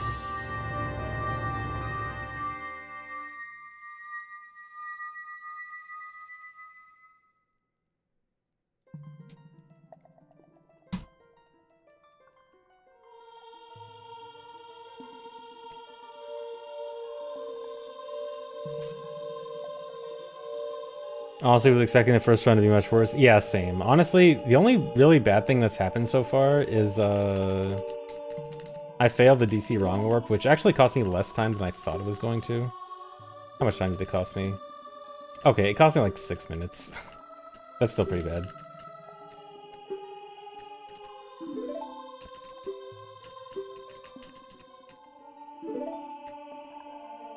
Was there a route change or something recently? It was recently lower. The item count was recently lowered to 15 items. It's been 16 for a while before this. Where the item cut was Decusticks and Bottle got replaced with Ocarina. Largely thanks to Horse Push.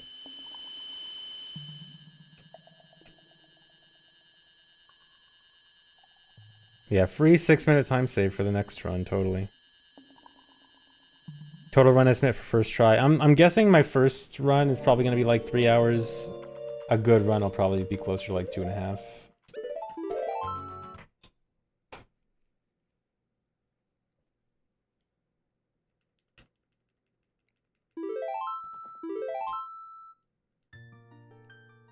The last route did QPA, but with Decusticks, I think. So non 1.0 QPA.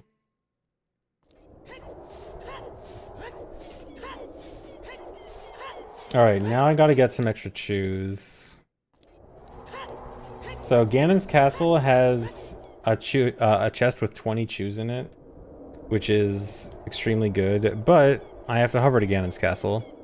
And the hover costs 7 chews, so it's net 13 plus, but still good.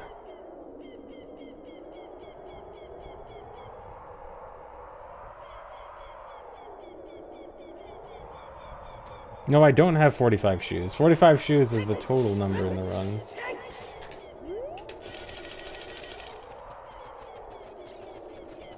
I have to work my way up to it.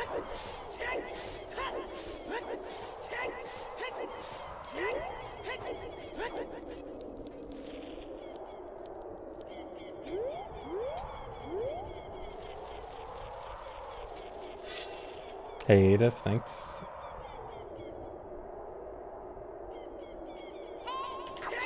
Gotta wait for Navi ISG there. Come on. Actually, wait.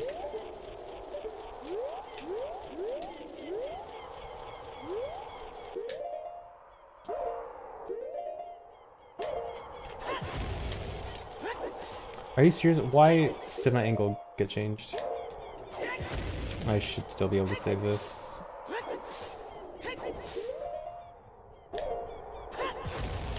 Just gonna be a little bit harder than normal.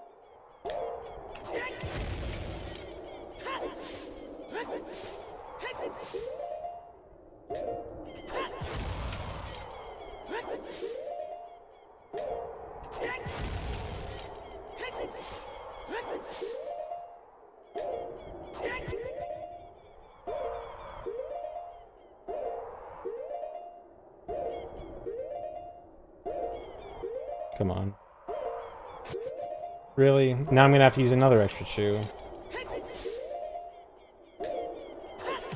Alright, well, I'm down 2 of my spare shoes now.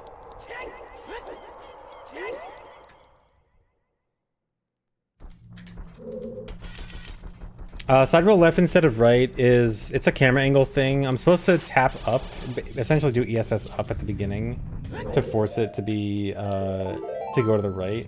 But I guess something happened. It has to do with misalignment between Link's angle and camera angle.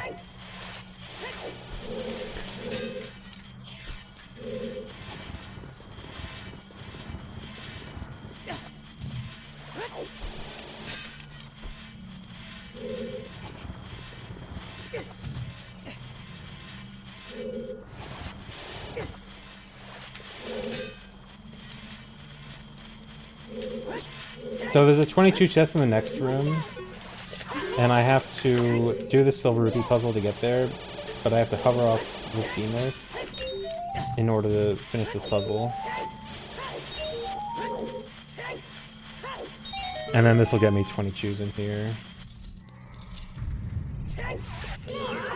Yeah, buying chews requires a wallet upgrade, so buying chews is not an option.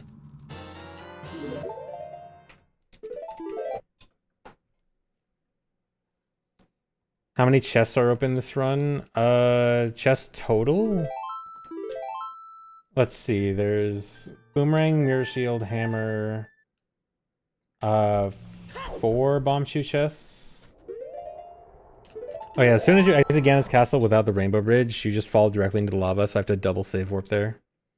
Oh yeah, so 4 Chew chests, Boomerang, Mirror Shield, Hammer.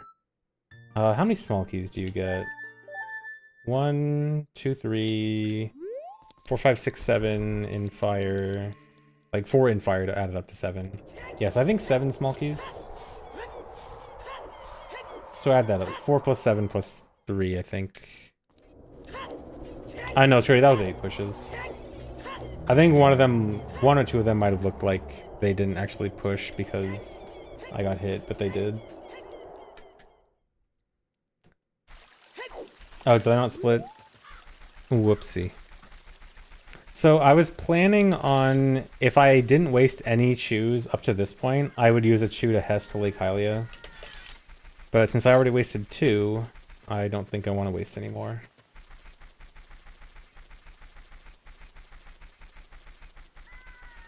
No, every chest with chews does not count as an individual item. Someone just asked how many chests total were opened. But items are only like new things that appear in the pause menu. So for the purposes of this run, it's Bomb Shoes, Ocarina, Boomerang, Hammer, Mirror Shield, Master Sword, and all the dungeon rewards, which are 9 total. So six like actual items and then 9 dungeon rewards.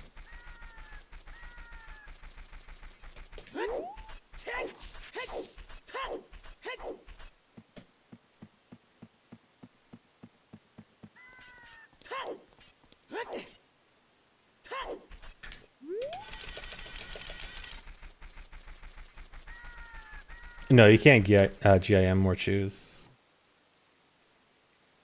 There is no possible way other than shoe chests to get extra chews in this run.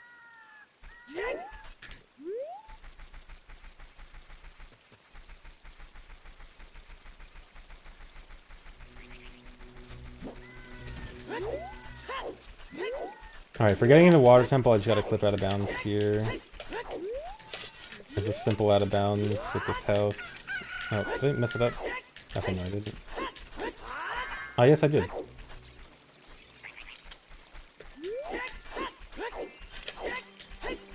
I did not almost say get. How would that even make sense in the context of my sentence?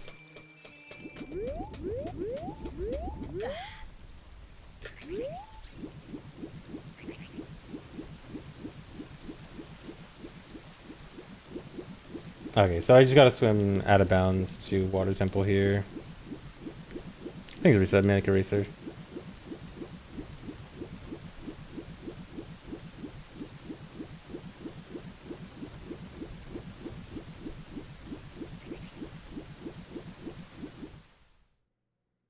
Alright, so water's short but kind of hard. The boss key skip is a bit tricky, and then I had to beat Morpha without hookshot, which is really fun.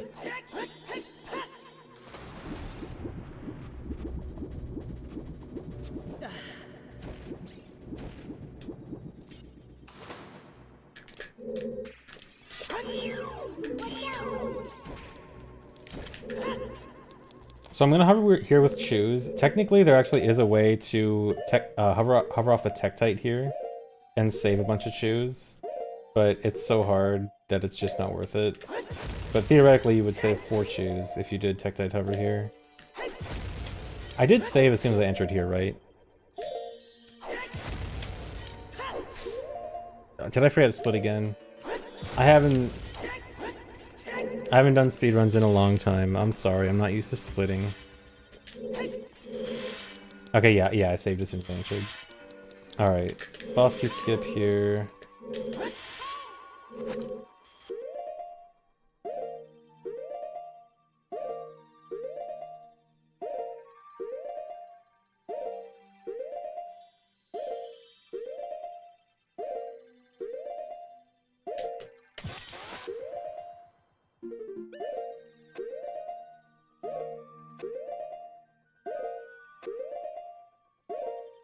And 64 buffering sucks.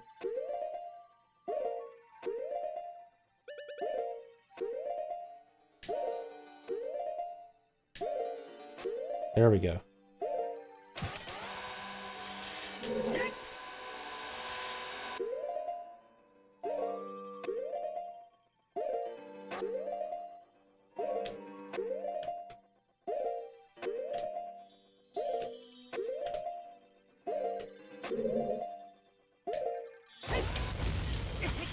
There we go.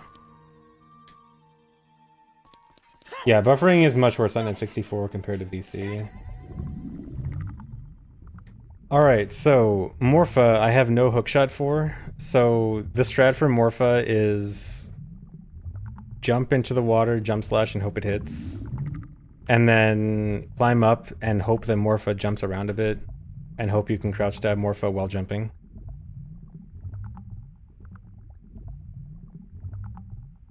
I know that vanilla has less pause lag than GZ on VC. I don't know if the same is on N64, but it's at least true for VC for sure. But yeah, the Morpha fight here kind of sucks. And it's easy to die with low health. See? Already got a hit.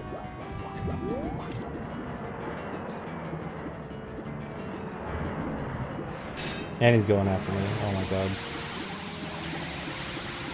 This is not good.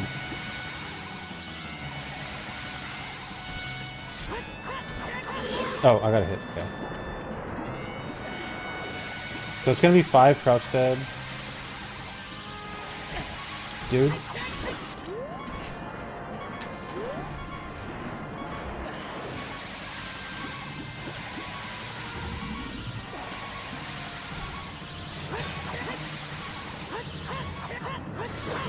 Okay.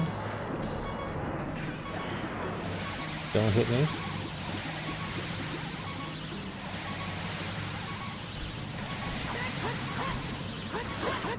Four.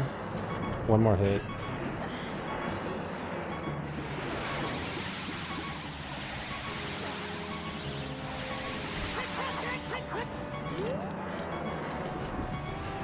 Don't hit me.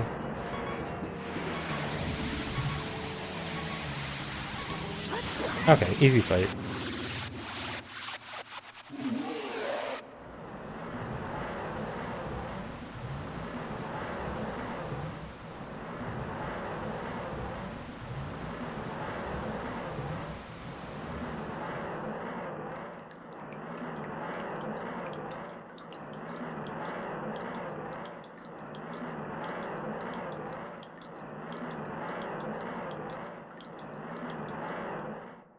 Also, good time to hydrate.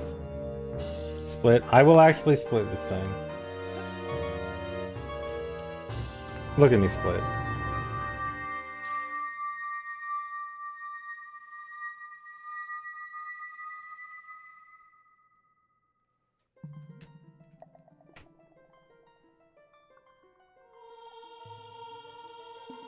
Thanks for the $5, 509 all the time. YouTube chat wants me to acknowledge them. Hello, YouTube chat.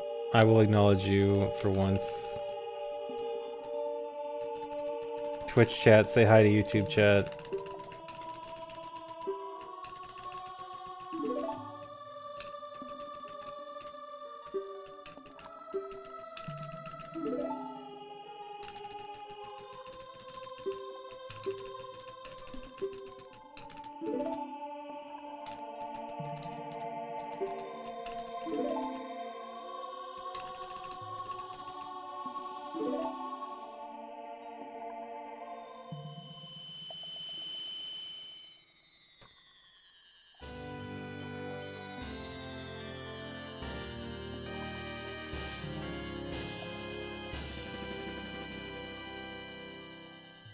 Can we watch ads during these cutscenes? Dude, it actually is annoying how the ads work, because I would actually prefer to play an ad like around here, because this cutscene is literally 3 minutes, so it'd actually be perfect.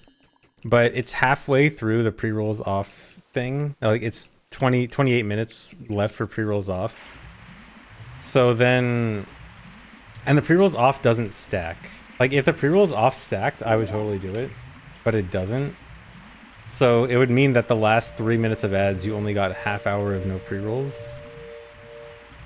Yeah, you can play them manually.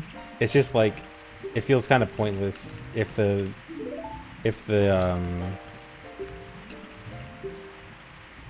pre-roll off time doesn't stack.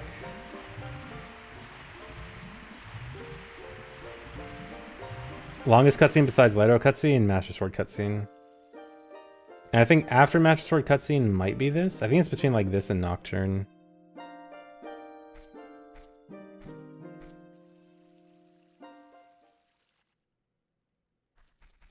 Is there any other speedrun where you have to watch Rudo and Nabru medallion cutscenes not getting glitchless?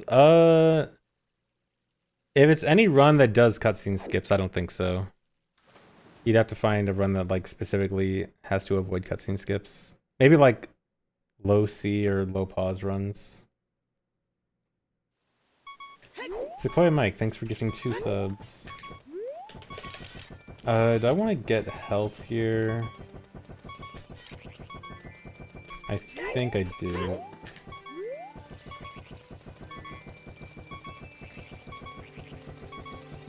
There is not an all cutscenes category. Well, unless you count glitchless. I guess there's glitchless 100%. I mean, I'm pretty sure that's not even all cutscenes.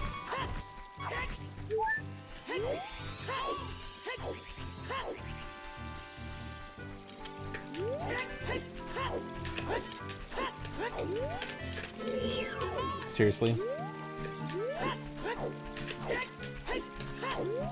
Iguana, thank you for getting 5 subs.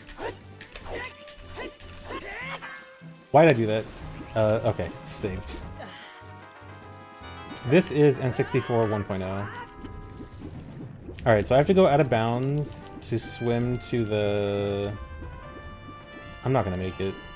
To swim to the... Okay, yeah. To swim to the warp to Zora's Domain. I went back in bounds a bit too early there. Or back in the water.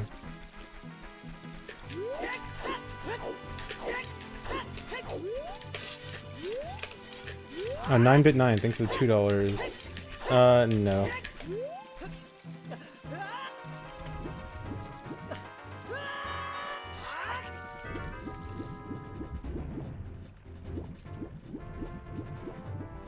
Sai, thanks for the raid. Hello.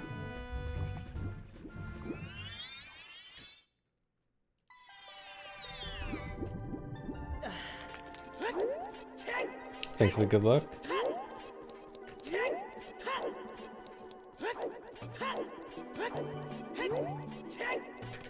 Alright, the next trick is kind of scary because it costs 2 chews and it could be easy to fail because there's a lot of pause buffering. I might want to save before this, although if I have to reset, it would suck because I'd have to go all the way from Temple of Time back up here. Probably back to Lake Hylia first, really.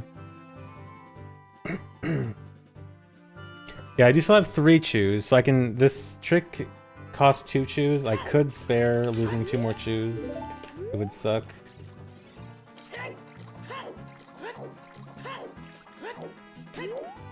I prefer to just not fail. Just be good.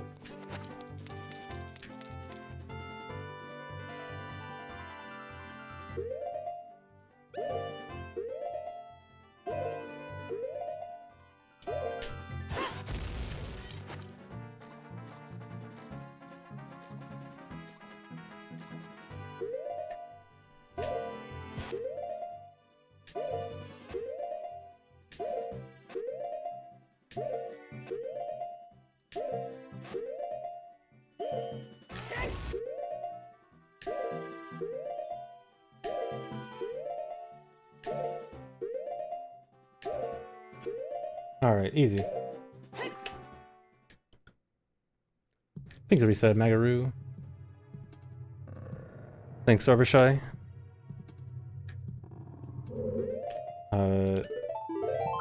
Save as soon as I get in here. Before I waste my shoe. Split.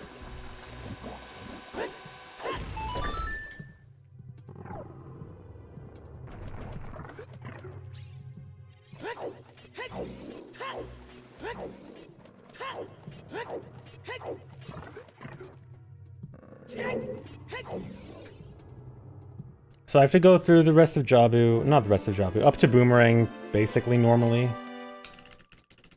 Boomerang's unskippable because there's no way to beat Baronade without it.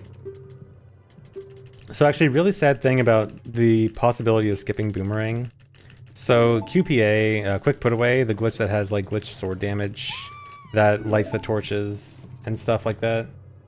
That glitch also has Boomerang damage. So you'd think, oh, if it has Boomerang damage, can you beat Baronade? And no, you can't. You can actually use it to get to the last phase of Baronade. But on the last phase of Baronade, you're supposed to use Boomerang to stun Baronade, and it actually does damage. And you might think if it does damage, that's still good enough, right? But it actually does 0 damage. So it doesn't stun, and it doesn't actually do damage. It just plays the damage animation with nothing happening. Which sucks, because if it did any damage, even if it did 1 damage, it'd be good enough. Or if it stunned, it'd be good enough. But no, it does 0 damage.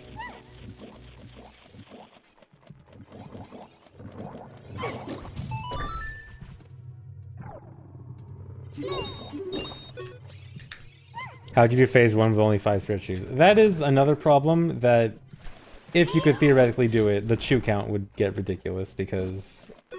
I mean, you could... The 5 spirit shoes I have, I technically could get more spirit shoes. I could add in a lot more chew saver tricks. That would be really awful. Not sure how many chews it would really take. I know, Hesily Kali is not counted in the spirit shoes.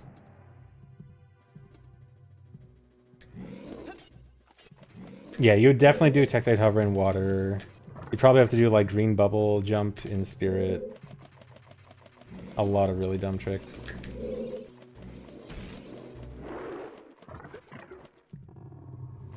Yeah, it would be really cool to skip another item though. Because right now this does kind of feel like this is the lowest it'll get without something kind of crazy.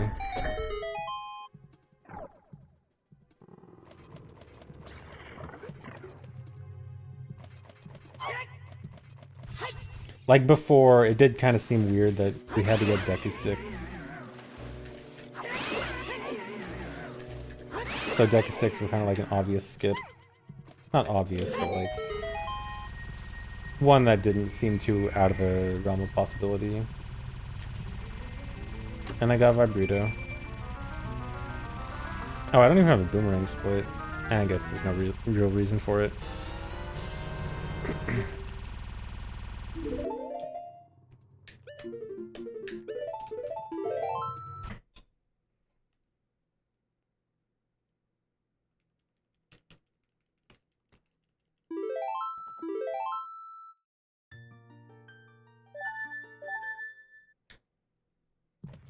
Vibrito does not cause lag, as far as I'm aware. Really.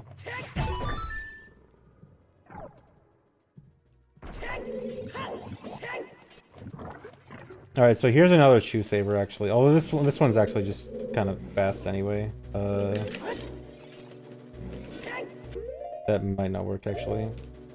Yeah. So I want to Mega Flip off the Beery here to save a Chew.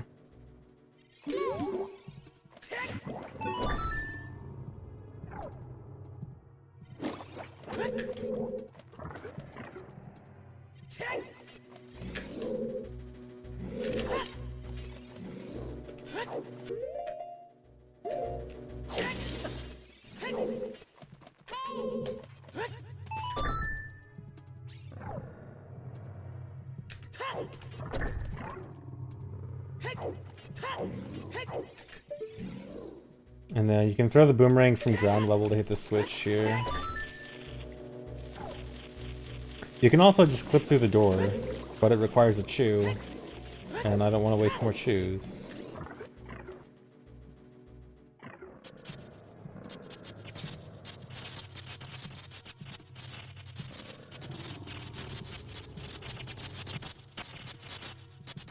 I forgot a skull? Good.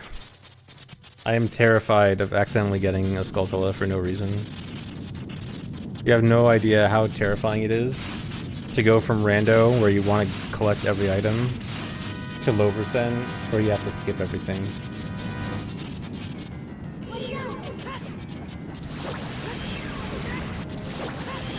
Every chest is a jump scare.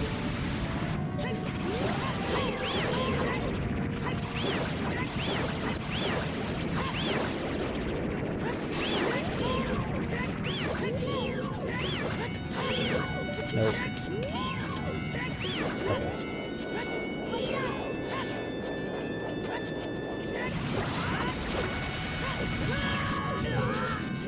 Yeah, Baronade without nuts kind of sucks. Nuts speed this fight up a lot and makes the fight a lot simpler.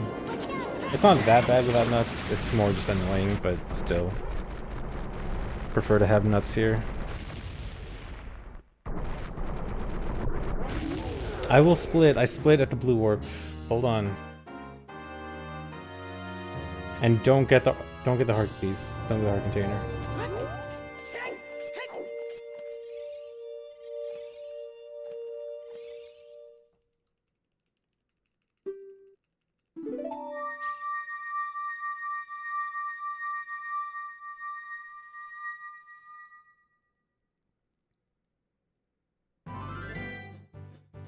Alright, next up is Fire Temple, which is also kind of hard. I effectively have to do Fire Temple without getting hit.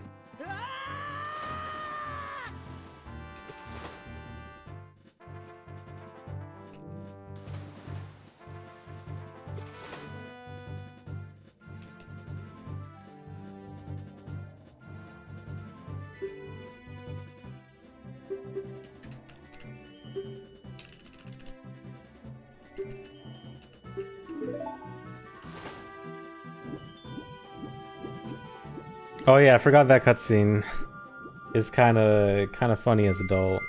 Haven't watched this cutscene as adult in a very long time.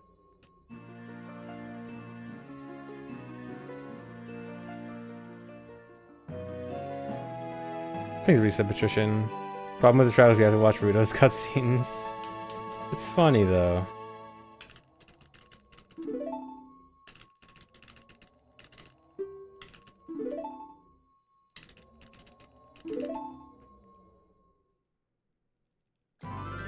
Alright, and then another save warp.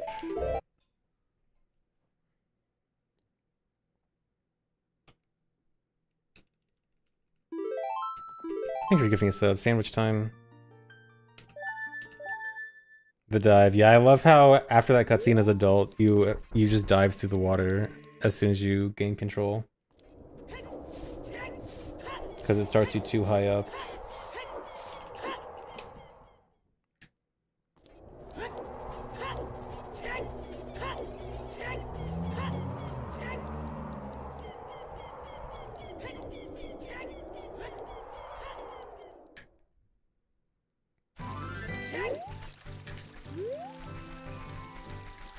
Oh yeah, I should re-equip shoes.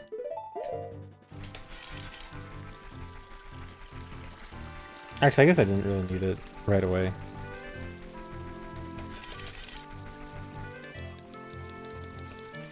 Yeah, I brought back the smiley face file name. That's always been my file name on speedruns on Japanese. Good old smiley face, can't go wrong with that. Come on. This run would not be faster on IQ, this run has to be done on 1.0 due to some exclusive glitches.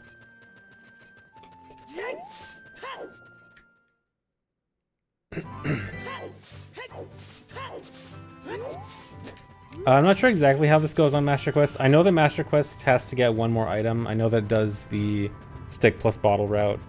I'm not really sure the details on what tricks it has to do though. Alright, so I'm actually going back into Dongo's Cavern to take some damage from a fire piece. So next thing I'm doing is setting up having 1/16th health.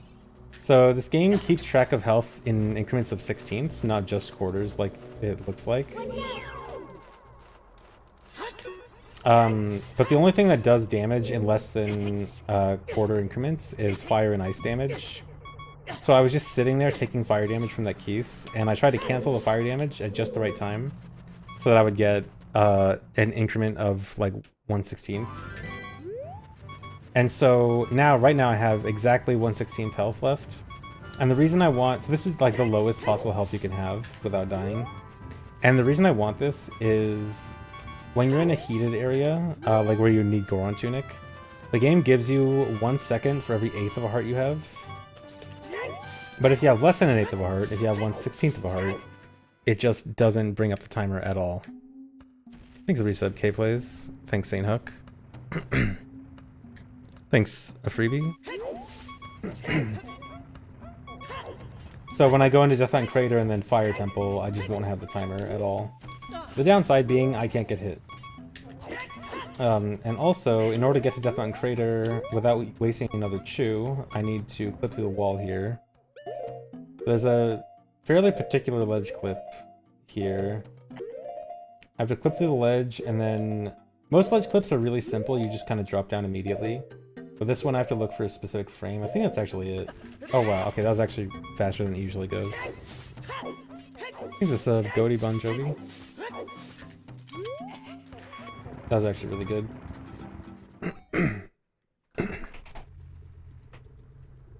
Alright, so here in Deathline Crater, I'm not going to have any heat timer. So this is another thing where I want to save chews. I could use a chew to mega flip to the mountain to skip the Bolero cutscene. But I'm going to do something else to get to Fire Temple without anything. So I have to do a very precise setup to do a seam walk out of bounds here.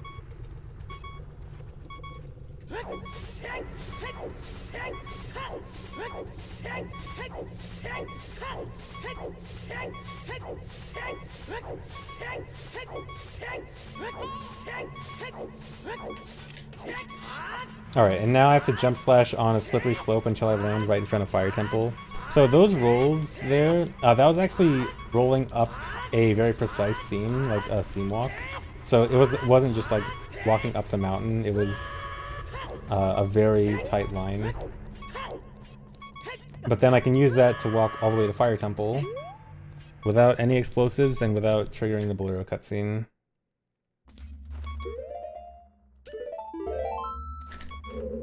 Oh, enter fire.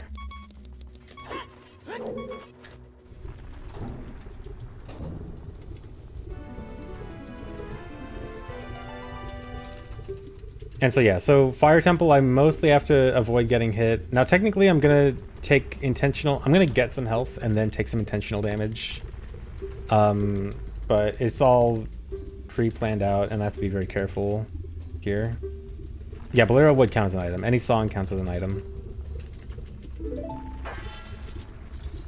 But this run manages to get no songs.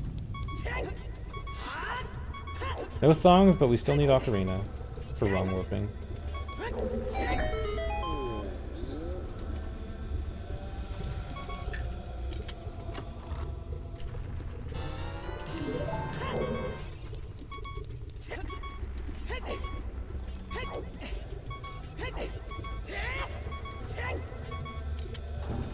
Skulls do count.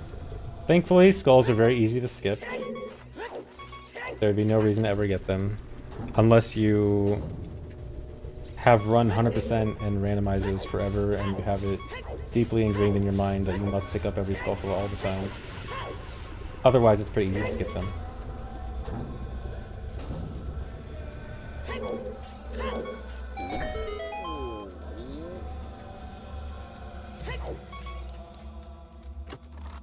There is not a low percent 100%.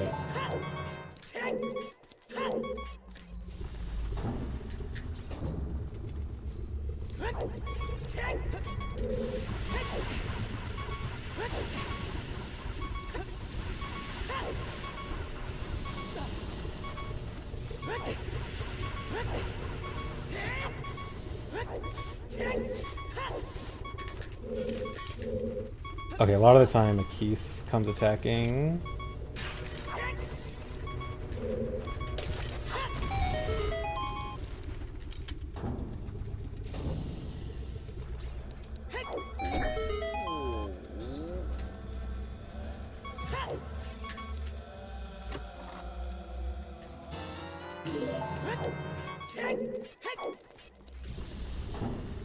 I did safety save as soon as I entered, yeah. Although safety saving in fire doesn't really help that much. Because I'd have to... Cool. I think I rolled like a frame late there. You have to roll over the lava there. But... I must have done it a tiny bit late. I was gonna say, safety saving doesn't really help that much in fire. Because I have to... I'm gonna do the easy, safe way for this. It's kind of slow, but it's safer. But, yeah, I have to reset up 1/16 health, so it doesn't help that much.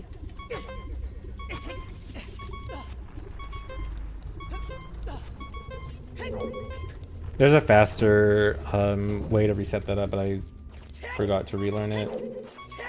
Because I didn't need it, because I'm so good at fire that I shouldn't need it. I did get the key, okay, that's fine. So I don't need to go back to that room.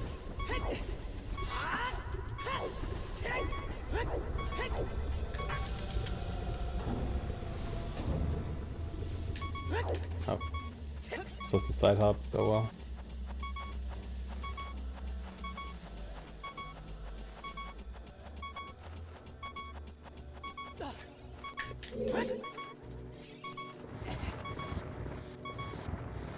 Okay, this room, there's a new strat. I actually am gonna get some health in this room and then take some intentional damage later. Hopefully I get this right.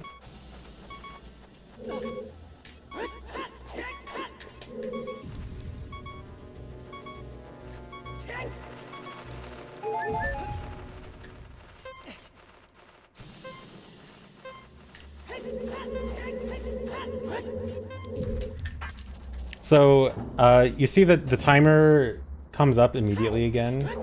So next time I need a heat timer, or like next time a heat timer would come up, I need to get back to low health. But I can manage with some health before then. The purpose for this is I get to do a much easier method of block skip here.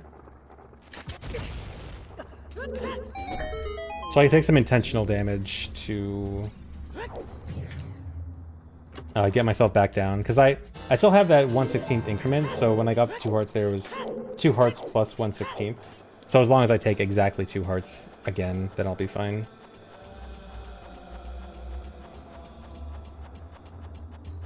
Oh dude, the ad break is gone. I want to snooze the ad break again. I'll see if I can snooze it like right before it starts. Because... yeah, if it happens in a few minutes, it actually wouldn't be that bad. Actually, yeah, I'll just snooze it right now.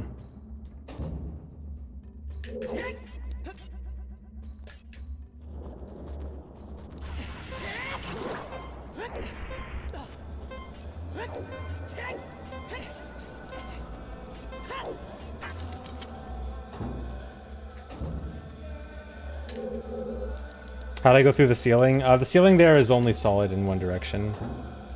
It just doesn't exist from the bottom. A lot of collision in this game that you're only supposed to go through one way is only solid from one way. Easy little way to skip the firewall there just by rolling the right place. Just want to make sure that fire keys was gone.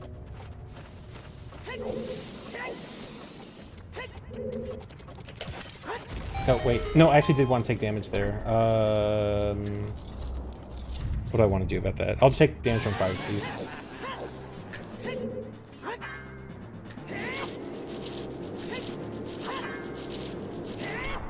Uh-oh. So, I actually have to do QPA again for this fight, because the only way I would normally be able to hit Flare Dancer is with... Oh god. Oh god. Okay, I have to hope that that didn't do any fire damage to me, but I can't really tell yet, because of how health increments work. Okay, this fight is kind of scary. I'm gonna wait the fire out.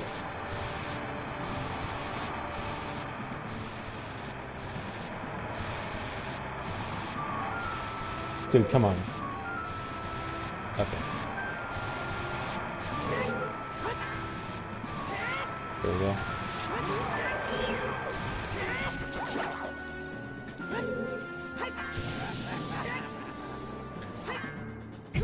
Dude. So luckily, Flare Dancer doesn't actually do damage. Flare Dancer only does residual fire damage, which is good, but kind of weird.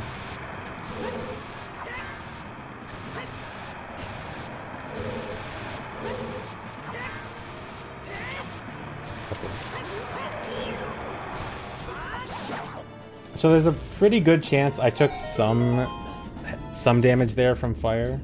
I can't really know until the next time I get hit. But this is potentially going to be a problem.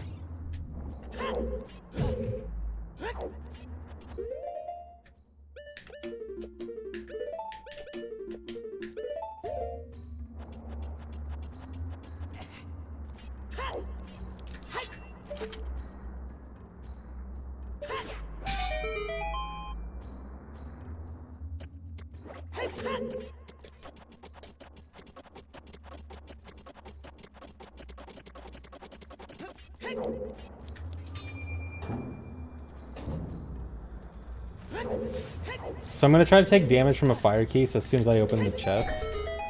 If it still looks like I have 1 1/4, then I'm good. But if it looks like I have 1 heart, then I'm bad.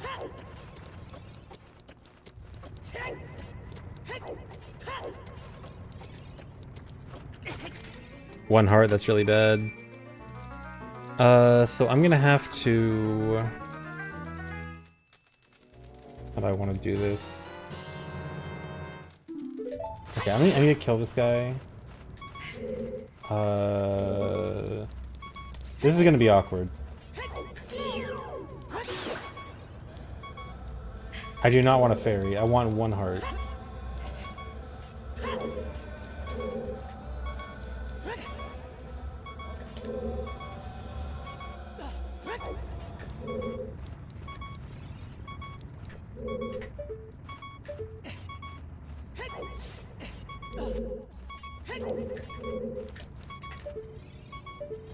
Actually, wait, I probably want this. Actually, do I want...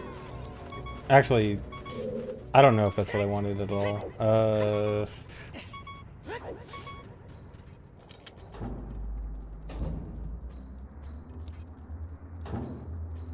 Take fall damage. Fall damage would have killed me because I had exactly 1 heart, not 1 in 1/16.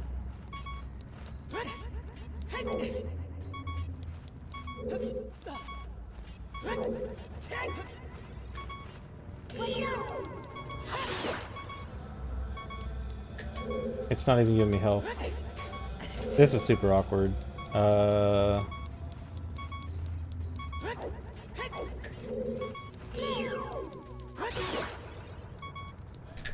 you serious? How come it's either fairy or nothing? Okay, but now... Okay, I'm gonna need 2 hearts. I'm gonna need one more heart. And then I'm gonna need... another hit from a fire keys. This is so awkward.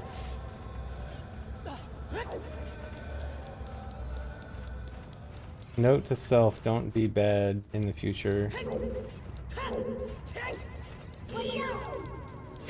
Oh, nice.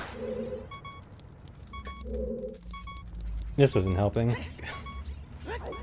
Yeah, maybe I should have taken the ferry.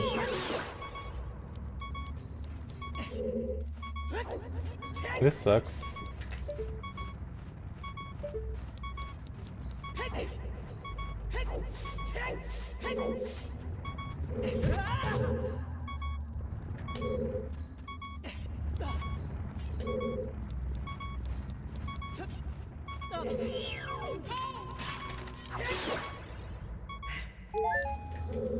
Okay, honestly I wonder if it might be worth it to just save warp to the bottom at this point. I think I'm already committed to this, but maybe I should have save warps.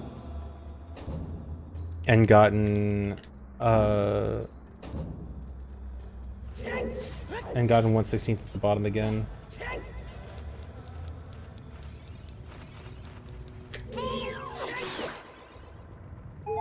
Okay, this is what I want, 2.5.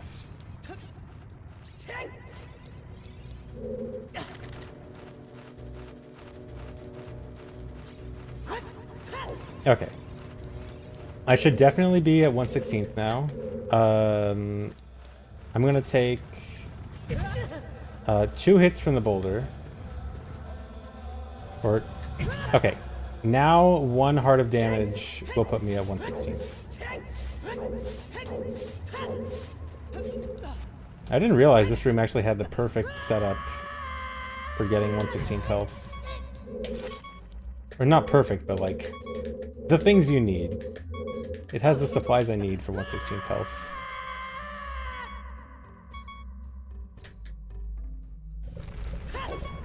Alright, and now you see I have no timer again here.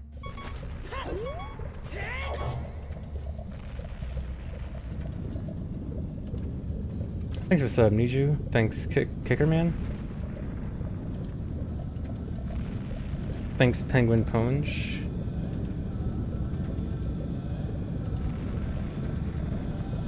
Alright, so the reason I need hammer is because there's no way to beat Volvagia without hammer. But all I need is to store it as power crouch stab, and then I can just crouch stab for the rest of the fight. So I'm actually going to unequip hammer here and use boomerang. And I'm going to try to use boomerang on Volvagia in the air. And if I can manage to get 3 hits, I'll skip a cycle. If I can get 6 hits on the first one, I can skip 2 cycles, but that's super unlikely.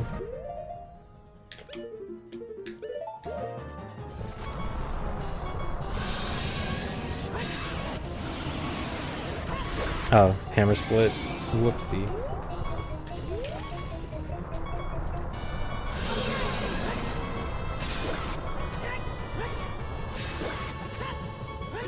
Okay, as long as I get 1 hit on the next phase, I'll get a cycle skip.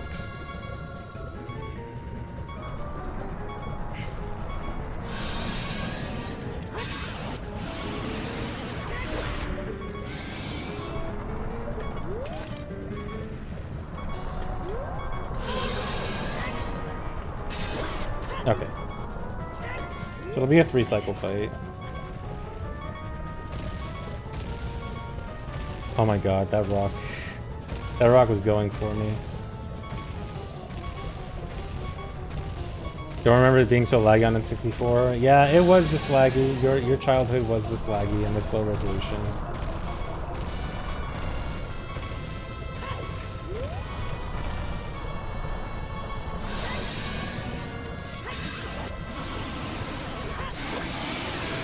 Alright.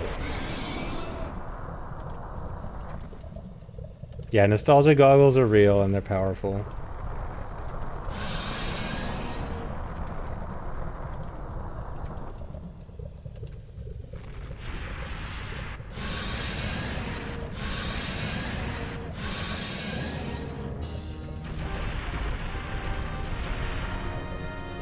Fire Tunnel is not the worst part of the run. Fire honestly should have gone a lot better. It was me being bad, not so much fire being bad. Oh yeah, so I died before I hit the blue warp. That's too bad. So That's not a cutscene skip or anything. I do intentionally need to leave. I cannot go into the blue warp yet. Because I need to wrong warp. Thanks, resub, little bunny. And do you guys know what wrong warping means? The splits literally spell it out. It's time for another horse push. I did not get the boss key, so it turns out that doing a second boss key skip, climbing all the way up Fire Temple, and then boss key skipping a second time from the fire maze is actually faster than getting the boss key. At least under these conditions. So, yeah, I just, not even gonna bother.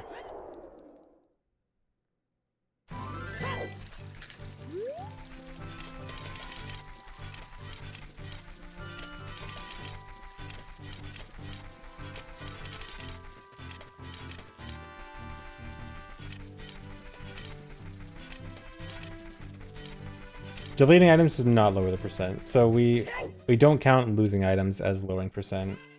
Because otherwise you could do stuff like get Deku Shield or Hylian Shield and just have it eaten by a like, which is kind of stupid. So as soon as you get the item, it counts. Love that camera angle. Thanks for resub, Dave Boy. Boss keys are fine. Small keys and boss keys are not counted towards percent. Oh. Dude, I've been having a problem recently with my CRT cutting out, and I thought I fixed it last night, and I wasn't having any issues. And then, of course, it starts again once I start doing runs.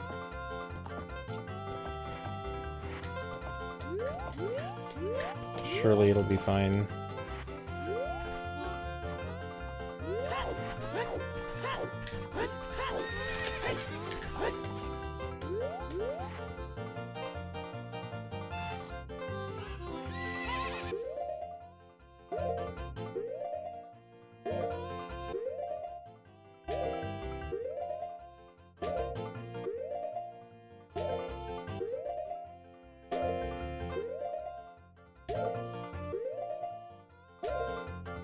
Come on.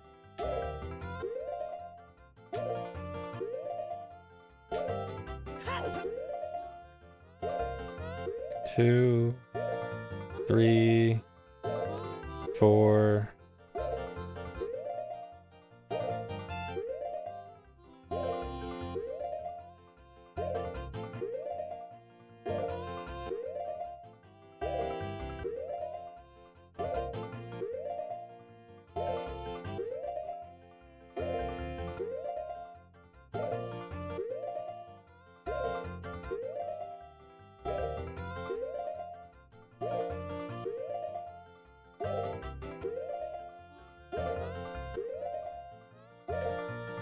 There we go. Yeah, it's always 19 pauses. 19 is just the max push you can get before the game starts not loading extra colliders to push you. Play on a CRT for lag reasons and motion reasons. Like CRT visually looks a bit smoother than playing on an HD TV, and lower input lag. I mean, theoretically, stuff like RetroTank, which I am using, mostly eliminates the input lag issue, but there's still like some split. Some like motion clarity stuff that CRT is better at.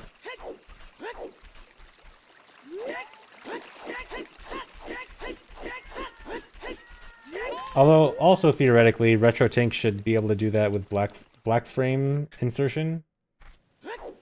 But to do that, it needs to be at 120 FPS, and Twitch won't let me stream 120 FPS. Which means that if I try streaming like that, the screen will be blank half the time, and that's not good.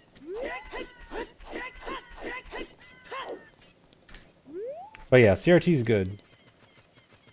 I like CRT.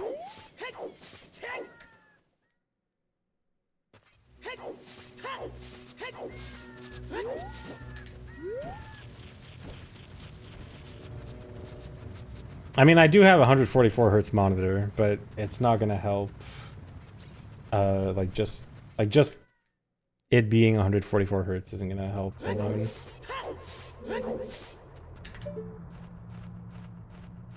Alright, so I need to get 1/16th health again from this guy.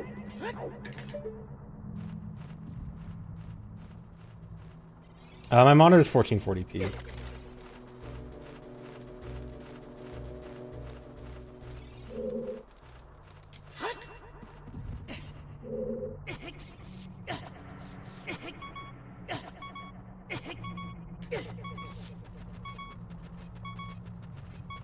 Yeah, I have a 1440p 144 hertz monitor.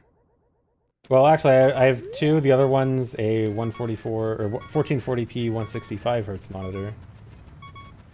They have different refresh rates, and it barely matters.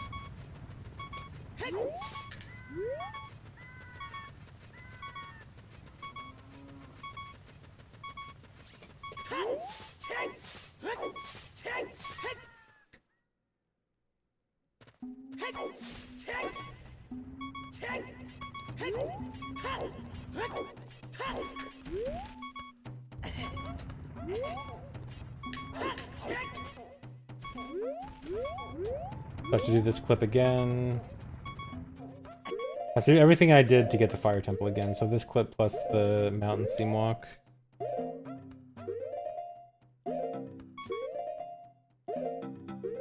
One more frame.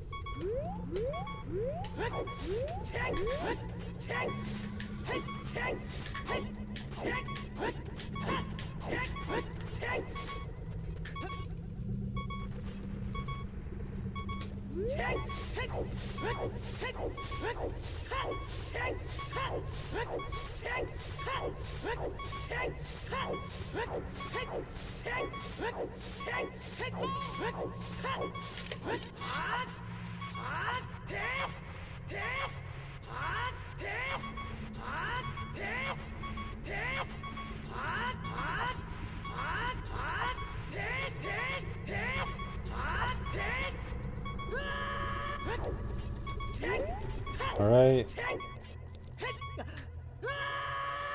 So going back into Fire Temple, I need a boss key skip a second time. So I need to go all the way up Fire Temple back to the Fire Maze room and just do a second boss key skip. Luckily, the second trip is much easier.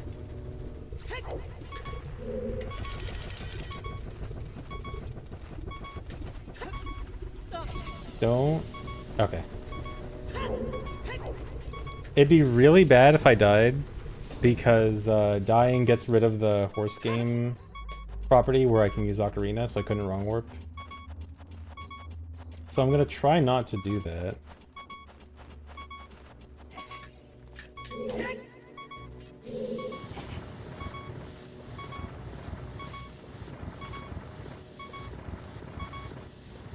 Thanks for subbing for 6 months in advance, Doogie Spoonhands.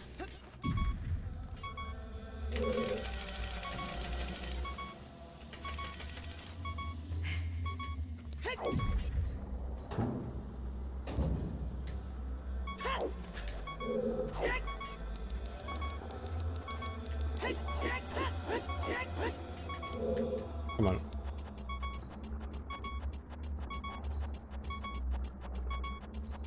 on. No, it's actually not faster to get Fire Boss Key. It ends up being faster to do this.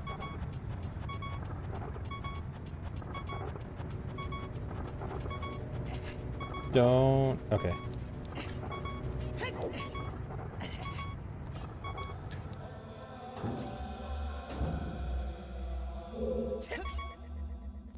Alright, this part's a bit scary. Okay.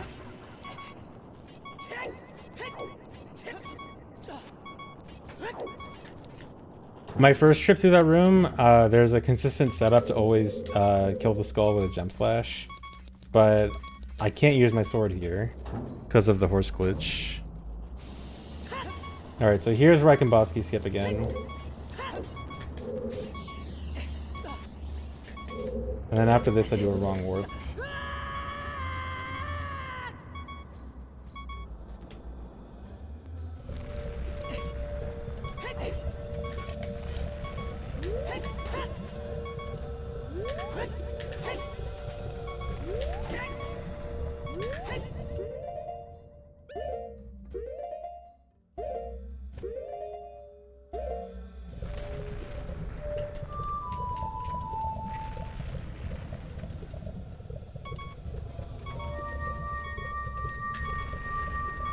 I hope that wasn't late. Okay, should be good. Alright, so because of the horse glitch, I can use Ocarina there to do a wrong warp. And this wrong warps me to Forest Temple. So this wrong warp is really important because to get into Forest Temple from the front way, you actually always get the minuet split. There's no way to avoid minuet getting into Forest Temple except for wrong warping in. Yeah, heart containers do count as items, so I need to avoid them. But yes, it is also just optimal to stay low health. There's no reason to get them. I mean, it'd make Morpha safer, but that's pretty much it. I probably want to save after that.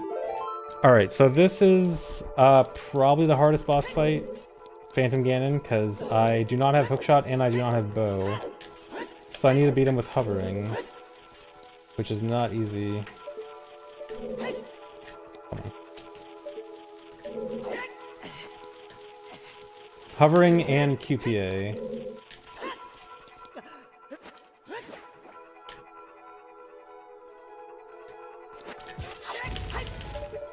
Alright, so I gotta get ISG first. I need to hover... So I need to hover in between the ropes here, because it's the only way to set up getting empty jump slash QPA from falling off a ledge.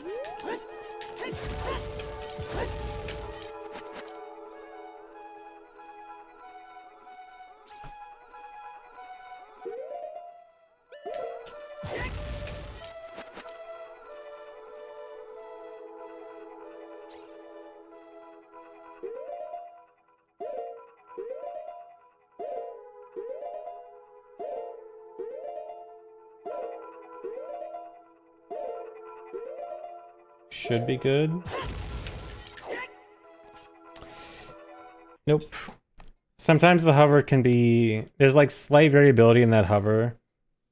And you need to... After doing the hover, you need to land inside the ropes. And if you're a bit too high, then you end up... you end up getting pushed outside the ropes. Things resub holofraction. Luckily, I can just save inside forest, and it's not that big of a deal.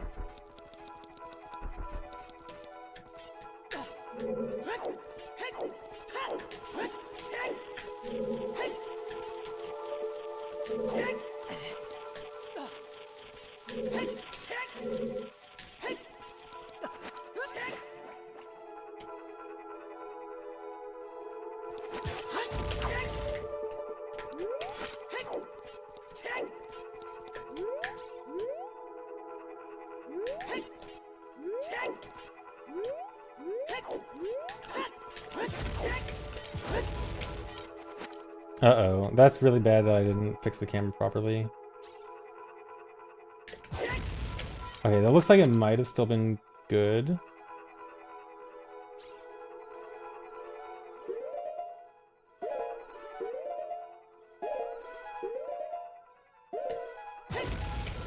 Yeah, true count is very strict. Are you serious?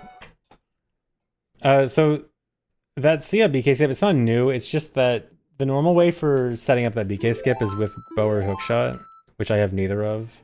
So I have to do an awkward method of trying to set up the camera using a side roll. And if I mess up the side roll a little bit, it's easiest to just adjust it with C up. It's just like a janky backup. This trick is insane. You haven't even seen the actual fight. The actual fight is worse.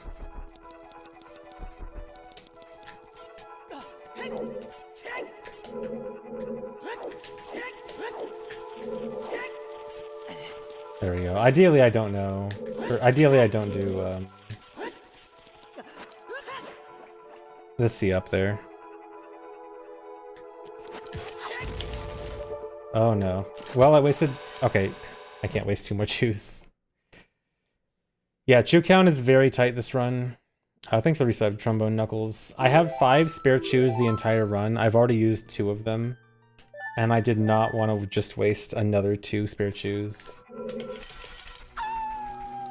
And considering this trick itself requires 5 chews to set up, those 2 times where I failed it by not going in between the ropes, that's just an auto reset. If I don't get it, I just have to reset.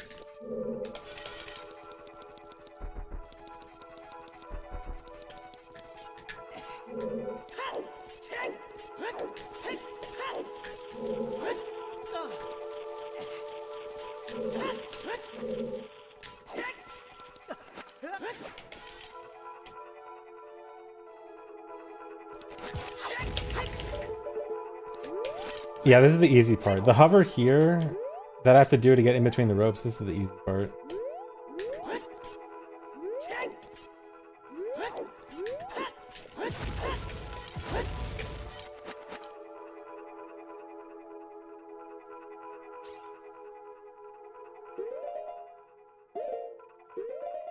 I actually feel like I'm a little high for this hover. I'm gonna do something a bit risky. I think I need to be lower.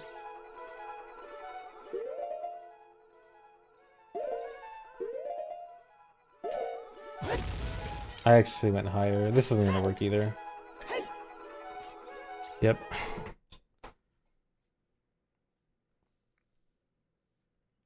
I miscounted what frame I was on. I wanted to go a frame earlier than normal there, and I ended up going a frame later than normal. Yeah, I'm trying to land on the very corner. Well, not necessarily that corner, just inside the ropes. If you go too far towards the corner, then you get pushed out. So the reason for this is I need to do QPA, quick put away, which is a glitch where my sword gets glitch damage. And the only way to set it up is to fall off a ledge.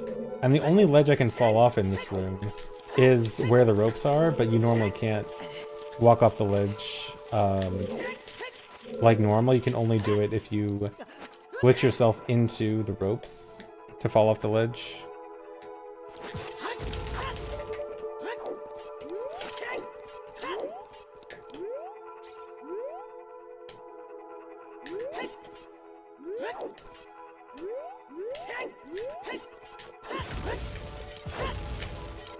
Okay, I think this is good.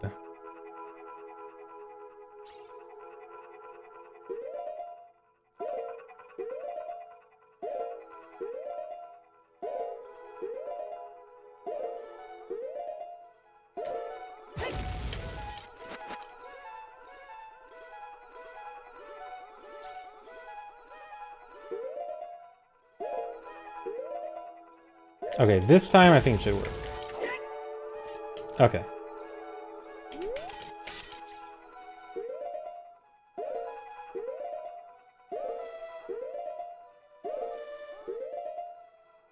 I'm gonna fail it. Wait, can I stop here? Nope.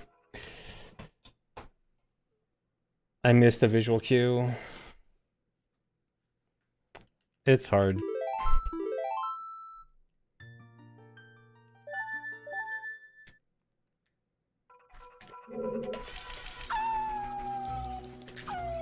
Because I have to hold up for 1 frame, the next frame up plus A, and then the frame after that up plus B.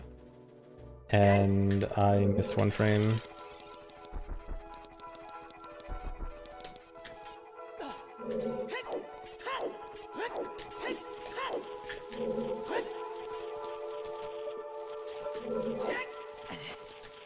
Incrementally completing more of the trick, yeah. At least it's easy to get to the boss room.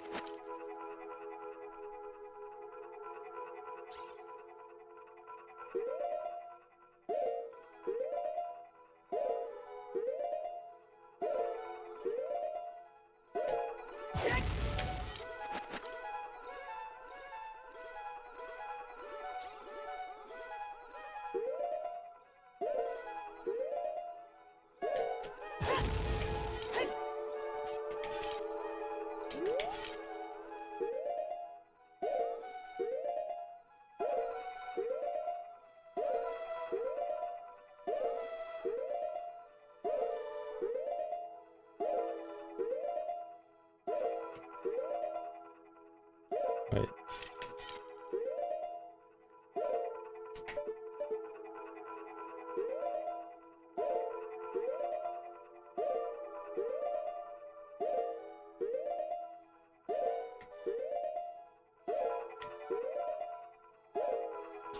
There we go. Alright, that's supposed to be the easy part. So now I have QPA active, so that's a glitch where my sword gets glitched sword damage and has a bunch of different properties. And one of them is hookshot / bow property. Well, hookshot and bow separately. And I don't have hookshot and bow, so my only way to hit Phantom Ganon here is to get that property on my sword and then hit him with my sword. The problem is he's in the air, and so I need to hover. But I also don't want to use shoes to hover because I'm so tight on shoes. So I have to hover off of his lightning attack mid-fight to hover to the center of the arena.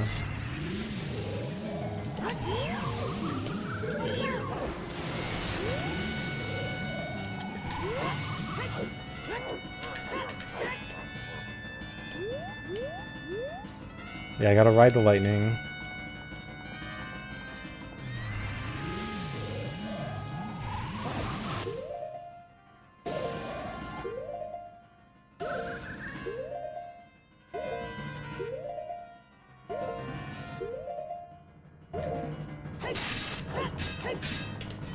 Got the triple. Managed to get 3 hovers in one, which is kind of hard there.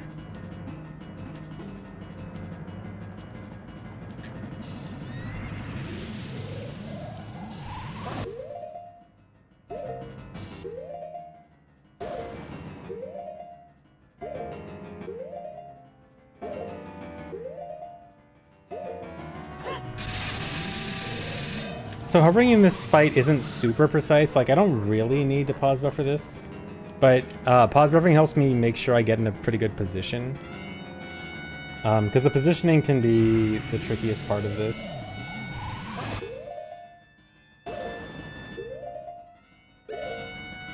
Or like the trickiest part of hitting him after I'm done with this.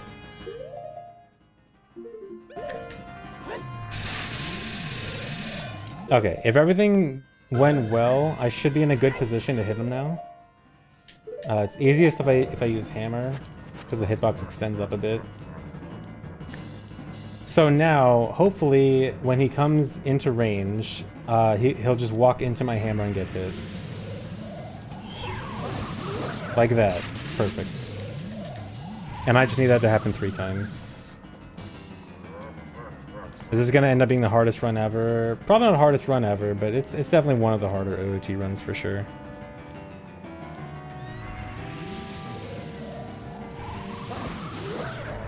Two. ETA, this run will probably be about 3 hours. A good run will probably be 2.5 or less.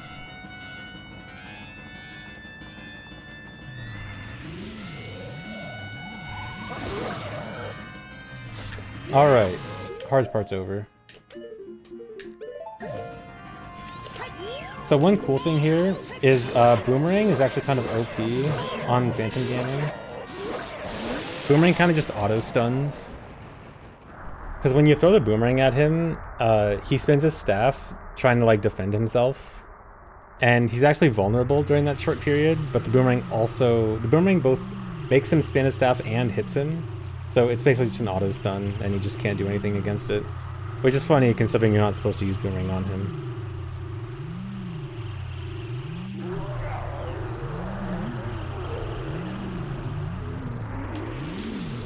So the only way to lose QPA during the fight is if I swing my sword. So I can lose QPA if I'm stupid and I swing my sword when I'm not supposed to.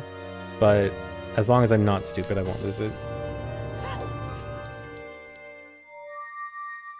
But not being stupid is harder than you think.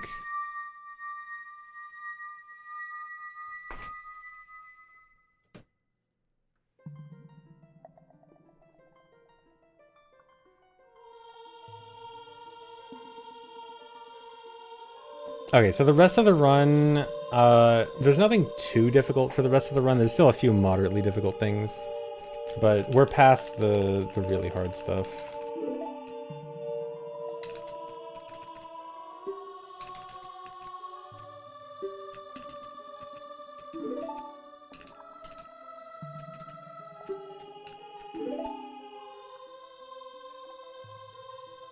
The run is free from here. Relative to everything else, the run is free, sure.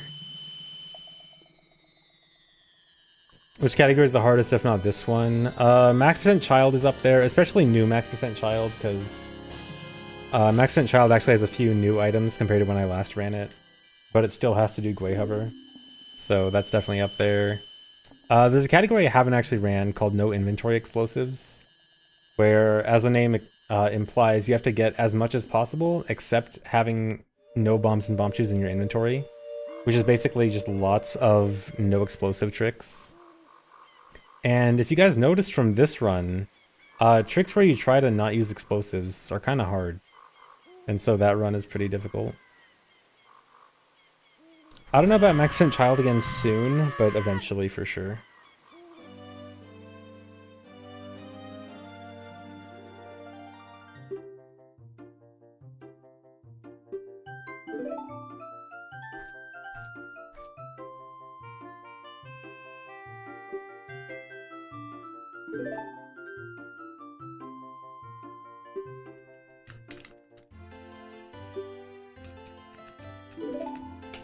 Yeah, I kind of am interested in no inventory explosives.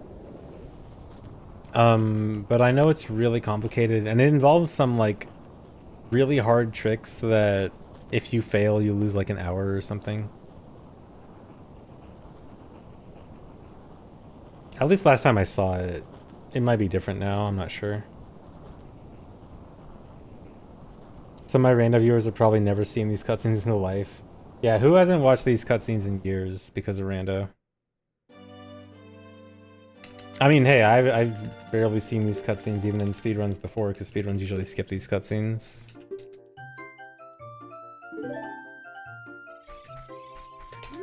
Okay, so now I have to clip into Deku. I need to do some camera manipulation stuff here to get the right angle. So, this trick is called Mustache Clip. You clip through the Deku Tree's mustache to clip in without any items.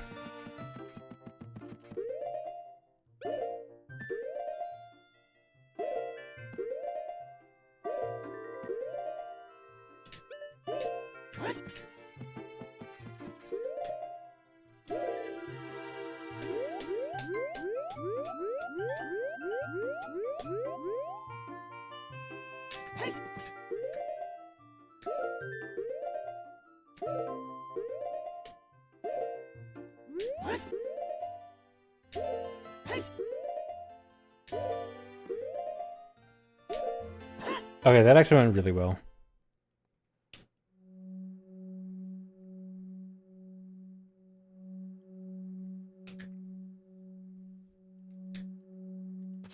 That trick isn't super difficult, but there's just a lot of pause buffering involved in it. Nice. Tried to skip the text there. I've never run glitchless. I am interested in glitchless. Like, it's not something that I would never run, but it's also not something that I want to prioritize right now.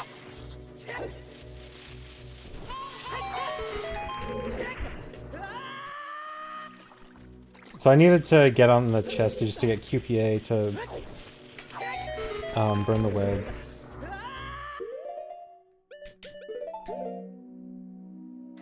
So there's a cool... Mirror Shield can't actually reflect Deku Nuts from scrubs, despite the name being Mirror Shield. So without Hylian Shield, I actually have no way to reflect the nuts back at the scrubs, but luckily you can actually use the hammer. Although specifically you need to use the hammer with some specific camera angles to call the scrubs so that they actually pop out in the right order. That's why I had to do, like, I had to get in that corner and do some weird movement there. Is there no possible 2-3-1 skip? Not an explosive list 2-3-1 skip. Drew Preston, thanks for the $20. Saying hi, Twitch chat. YouTube chat, Twitch chat is saying hi.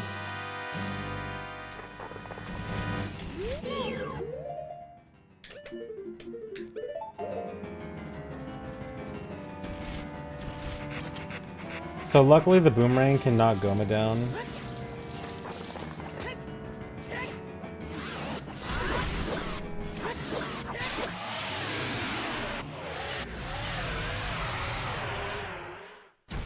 Without the boomerang, you'd actually have to use a chew to knock Goma down, and the chew method really sucks. Although, also, if you don't have chews, there's another method. You can knock Goma down with only your sword, with a sword slash extension, which is when you slash your sword and then pause 50 times, and then it makes your sword really long. And you can technically use that to beat Goma.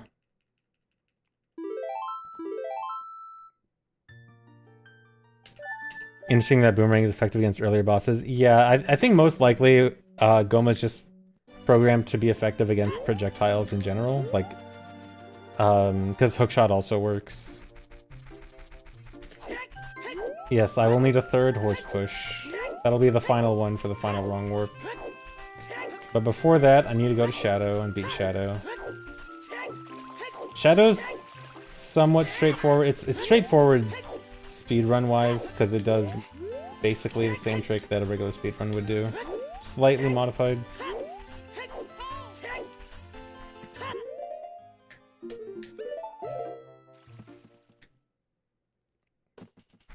How do you know where to go with everything in Chinese? Because I speak Chinese.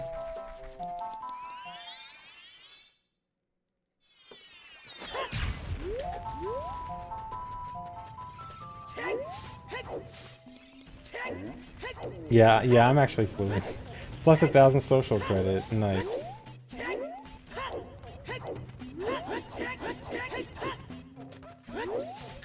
I can't prove it to you right now, though. No, I can't do that. It's... I'm too tired to prove it to you right now. Sorry.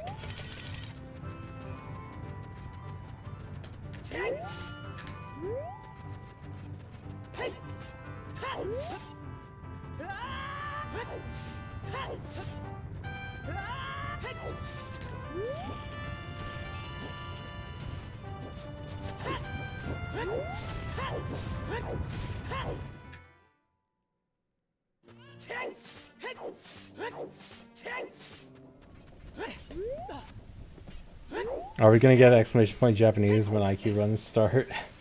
Yeah, I need to bring back the... Oh, I gotta be careful not to talk to that guy. I gotta bring back the King of the Hill meme.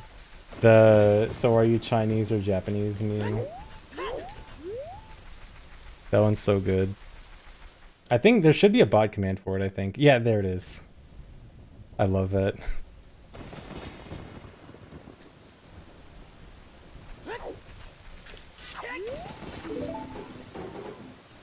Is it okay to safety save here? Yeah, it is. Oh, it's kind of a bad safety save. I mean, it works, but I don't want to use it.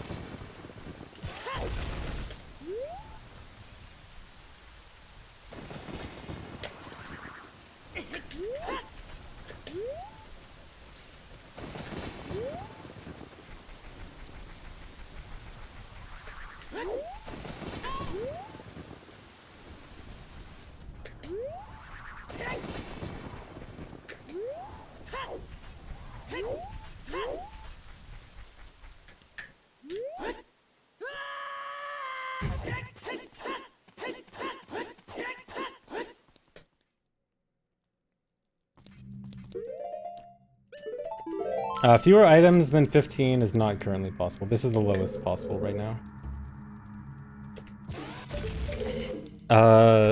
Good thing I saved as soon as I entered. Oh, split.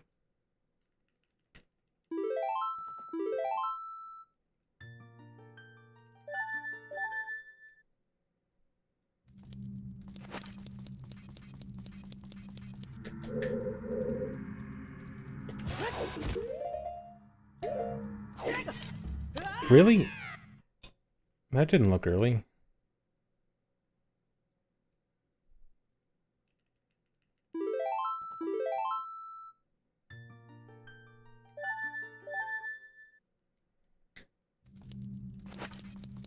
I will not open up the chest. I will not open Hope's chest.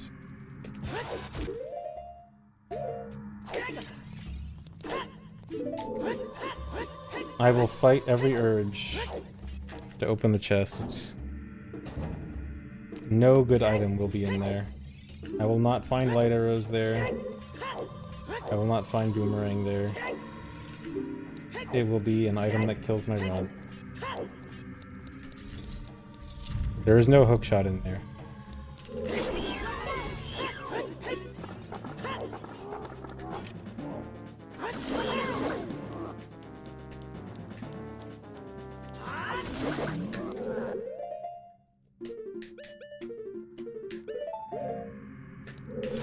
See, look at me getting into position.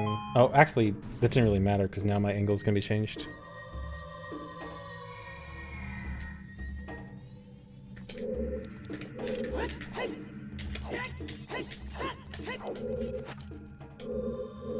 Alright, so I gotta do an out-of-bounds clip to the boss door. So the reason I need to at least spawn the chest is because that chest is actually needed for the mega flip. Because it boosts my mega flip up a little bit. That allows me to clip.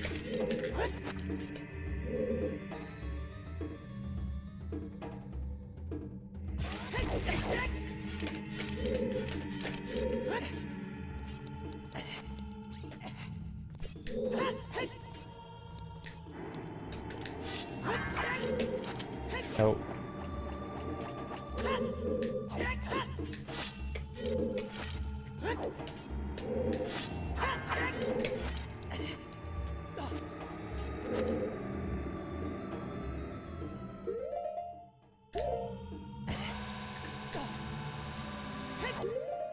Perfect.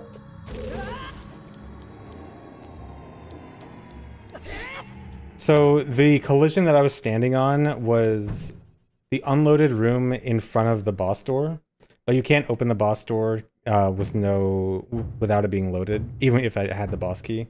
So I had to do a second, another clip, a ledge clip plus damage boost to get through the boss door.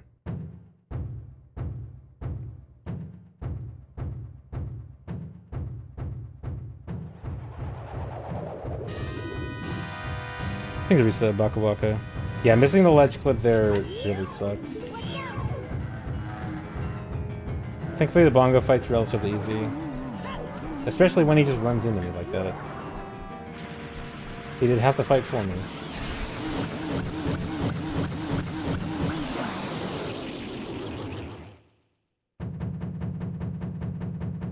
Hello Kirby, thanks for the raid.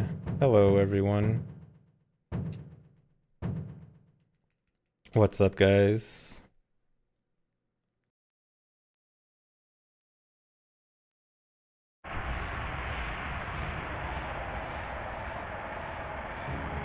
I'm nearing the end of a really hard low percent run. I have failed many things this run, and I have probably lost like half an hour, but it's almost over.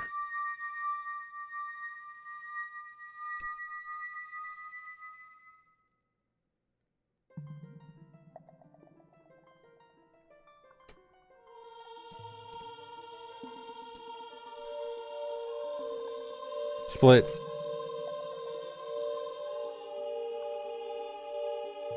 No second run today. I want to do only run, like, I probably will, in the future do multiple runs per day of this. Because it is short enough, but for now, I only want to do one run so I know like what to practice and yeah, so I can just go practice stuff.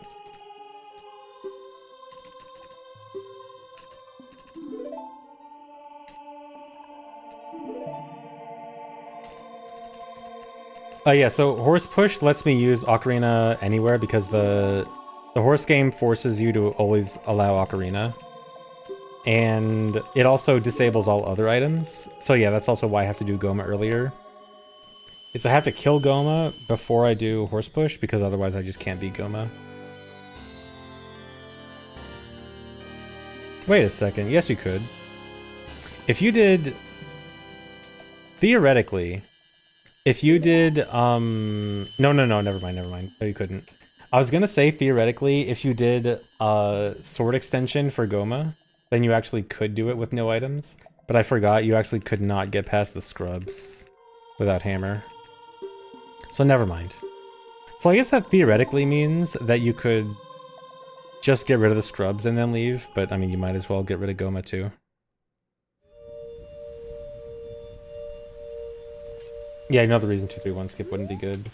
Okay, so I actually have to go back into Shadow and then save and reset. Because if I did the route normally right now and just did the wrong warp without doing anything else special, the game will actually crash on the wrong warp. Because of something stupid called cutscene pointers,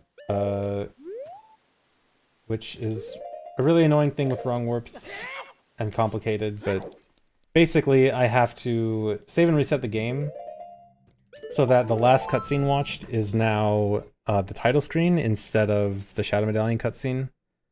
And then this way the wrong warp will actually work properly.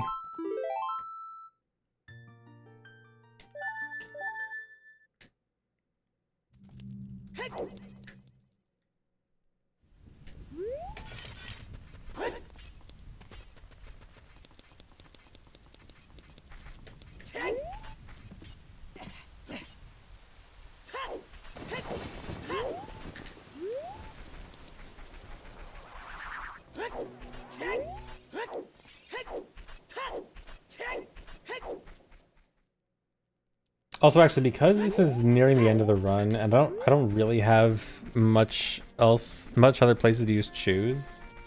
I could actually use a Chew. Actually, no, I don't want to use a Chew here, because I want to practice the jump slash Wes.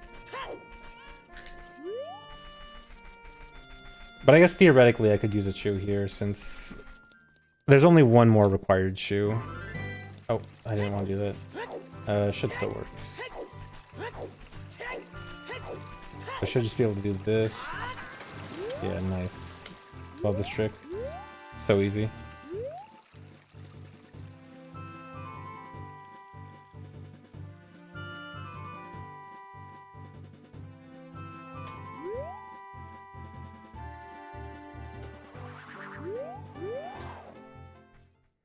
Alright, time for round 3. Technically 4, because I failed it once and had to redo it.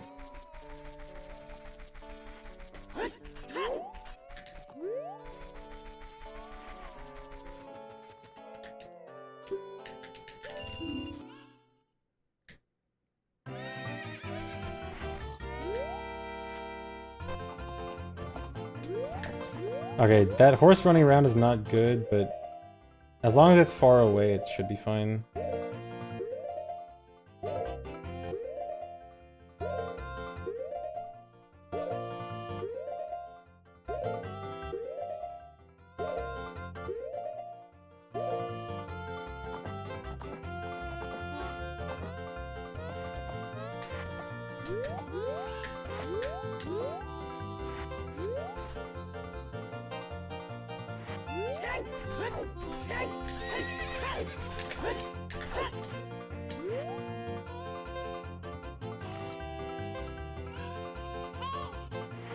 So it's actually random if this horse jumps up or not? Okay.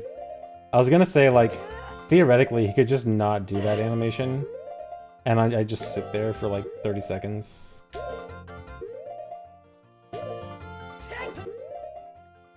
One, two, three.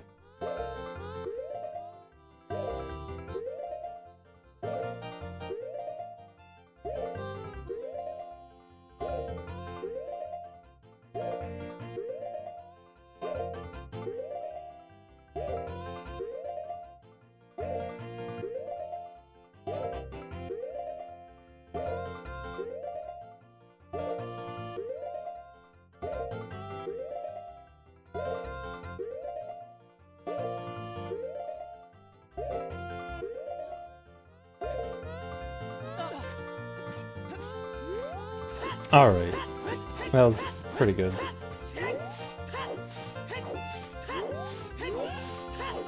So now this will let me use Ocarina in Goma's room, and then I can wrong warp to Ganon's castle.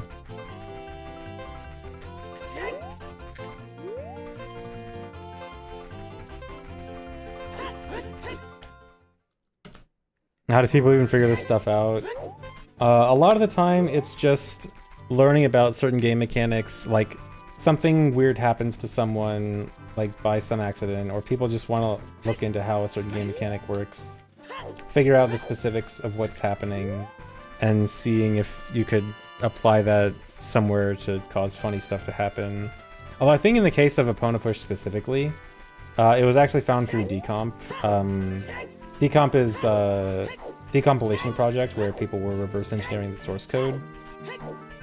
And I think when reverse engineering the code for the horse, people realized, hey, wait, there's a bug in this code that theoretically, if you just paused a bunch, then you should get pushed a bunch.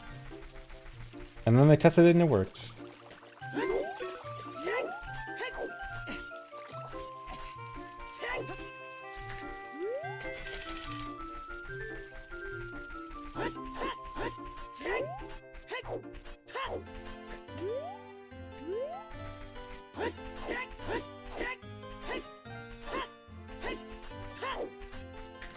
We gotta clip into Deku a second time.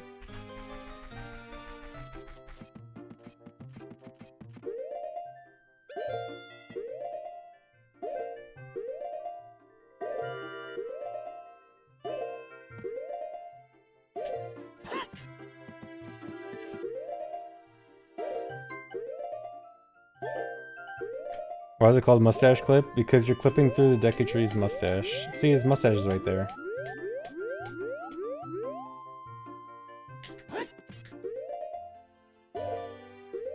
Oh, that's 2 frames. Now I gotta restart the whole trick. So I went a frame early. Or a frame too long. I'm trying to do a camera manipulation trick to snap the camera to a cardinal angle. If it looks weird that I'm just kind of like staring off in the distance and turning a little bit.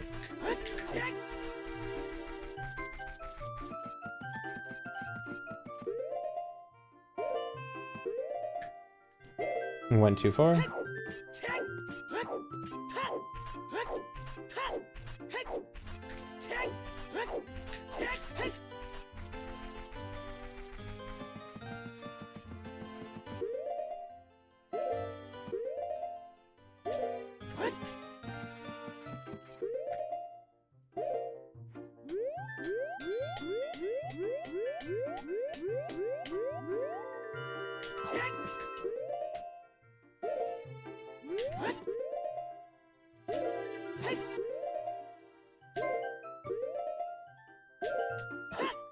Alright.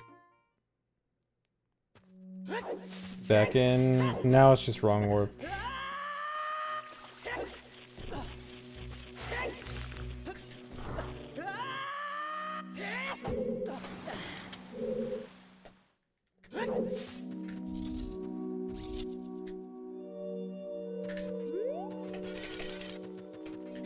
Gotta be careful not to get the heart.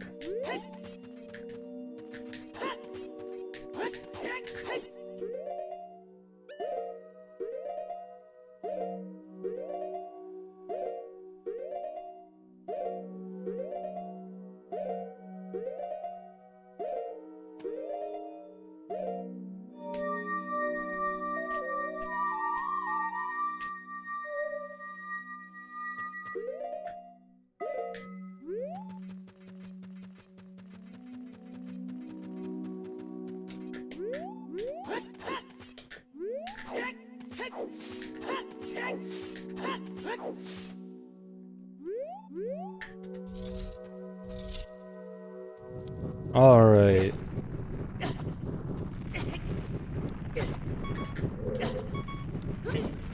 Okay, there's still one trick left. I still have to do the Void Warp, which is kinda hard under these conditions.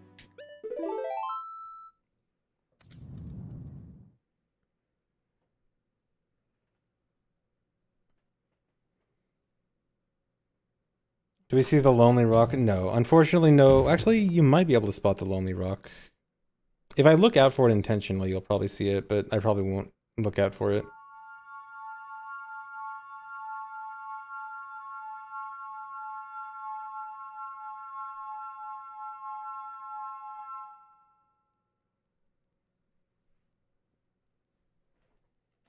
Is there a door setup? I mean, Flavio, were you doing that specific setup or a different setup? Because I have to do a different setup than the typical wrong warp setup that has like an extra step at the end to turn to the door.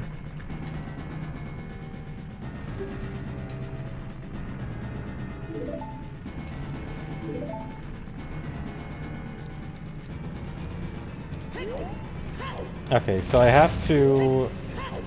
There's a rock in my way. I have to get into a certain position, and then... Wait, don't hit me, please. Okay, cool. I need 2 more frames.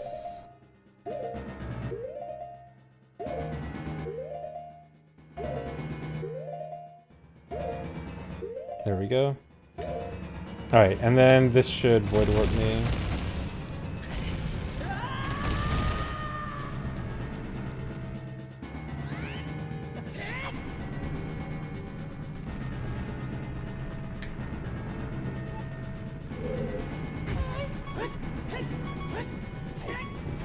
Down to the very end of Castle Escape. And then I just have to not get hit in the last room.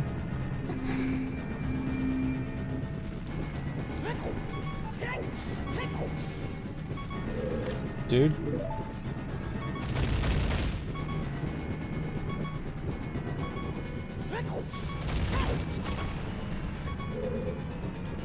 Couldn't do the setup for the kiss, I had to go for the manual kiss. And missed it. Dude, incoming ad break. It's gonna try to start an ad in the middle of the Ganon fight. Alright, snooze the ad break.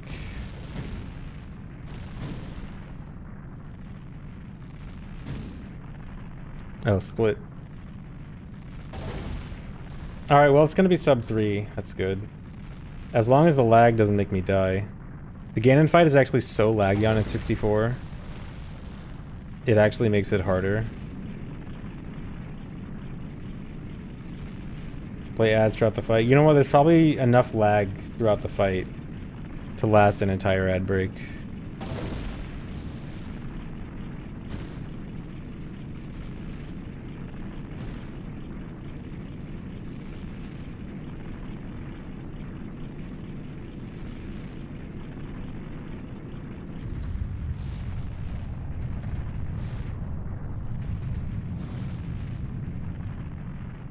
Yeah, slow motion frames, sure.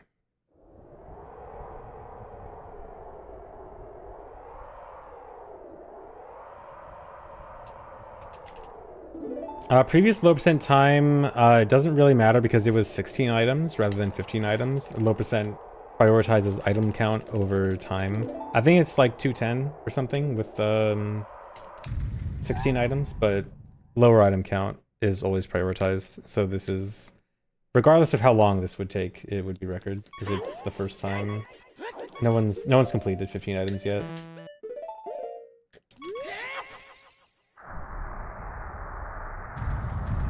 The item that got skipped is Deku Sticks and Bottle were replaced with Ocarina.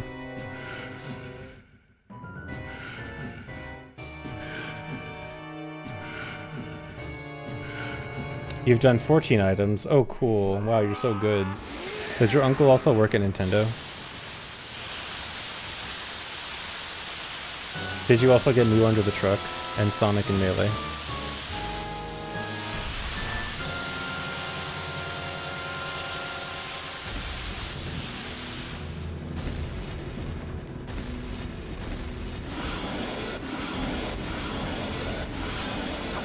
You got Mew over the truck. Oh man, even better.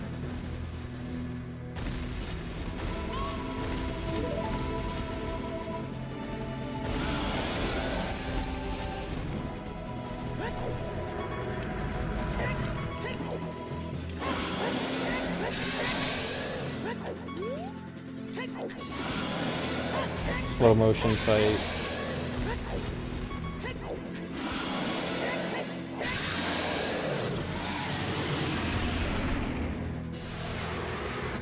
Yeah, the lag here is pretty bad. It's like 25 seconds slower than on PC.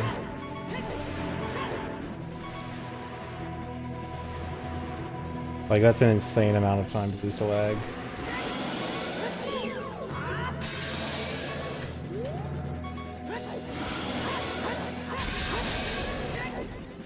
Oh, and right in front of the camera, too.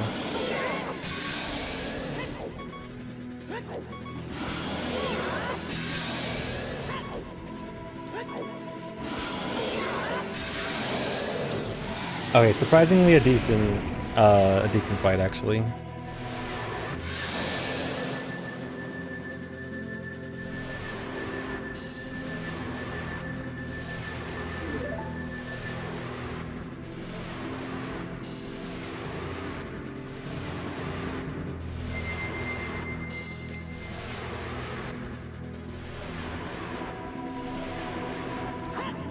Alright, there we go. First low percent all dungeons, 15 items run done. Thanks for 200 bits, Colorado.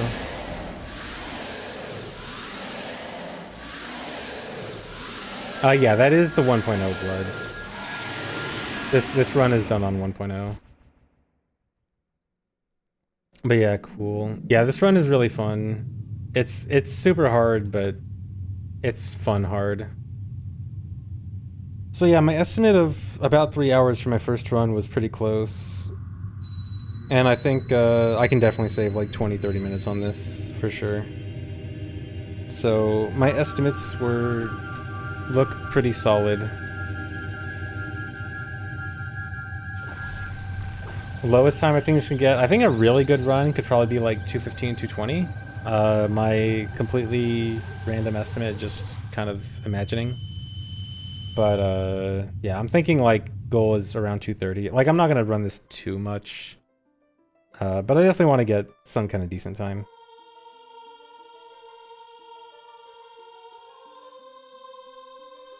But yeah, this is really fun. Did you guys like it? Did you guys like the run?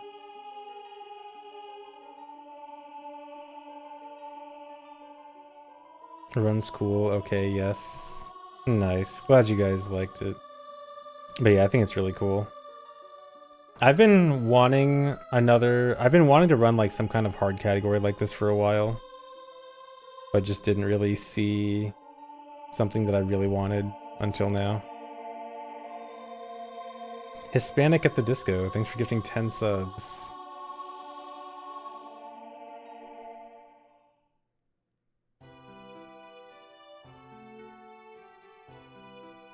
No Uno Mas today. In the future, I'll probably do multiple runs in one day. But for now, I want to get one run out of the way and then know what I need to practice.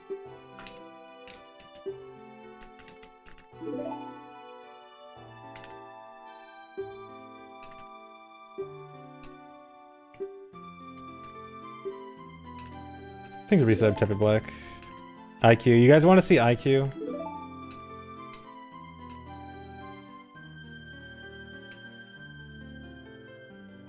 You guys want to see some Chinese? Go from Japanese to Chinese. Yeah, I do have an IQ.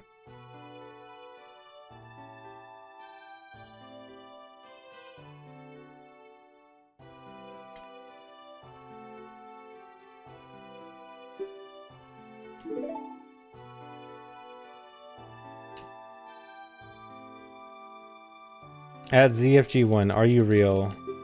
No. I'm an AI.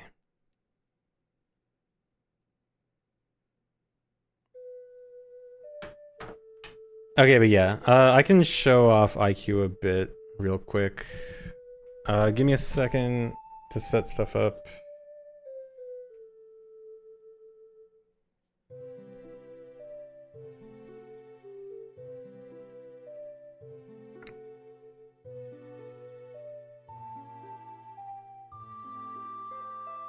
Yeah, I fixed why it was powering off. It was a power supply issue. I was using what I now realize was a very weak USB power adapter.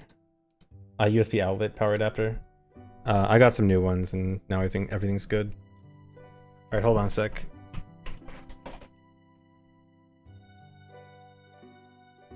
Can I figure out which one's this video? It's probably that one.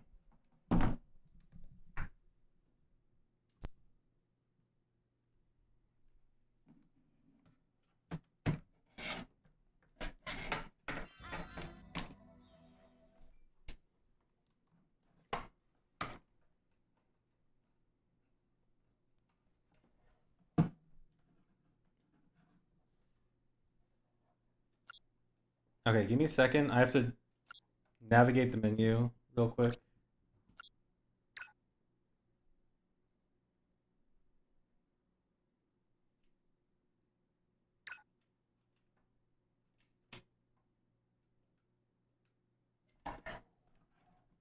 Okay, this is just a little thing to allow me to use a GameCube controller. All right, here we go.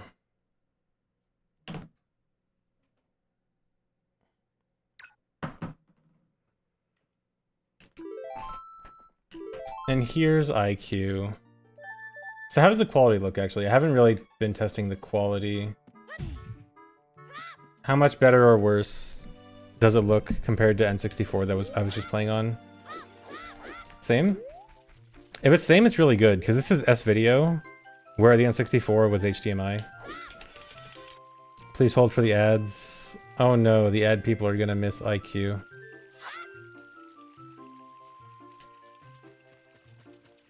A bit worse. Strangely fast? Yeah, because IQ actually has no lag. There's literally no lag anywhere ever. Except input lag when I'm playing through OBS. Because I do not have this hooked up to my CRT.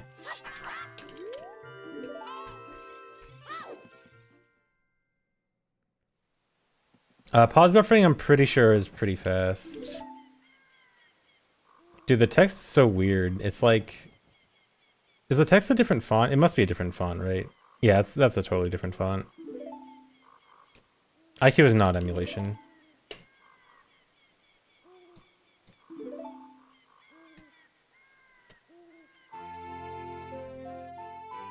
Yeah, you can use a GameCube controller. There's a very recently made adapter. It's kind of like a first version of the adapter. I think only like a single-digit number were made for testing, and I have one of them. I think it'll be more widely available soon-ish.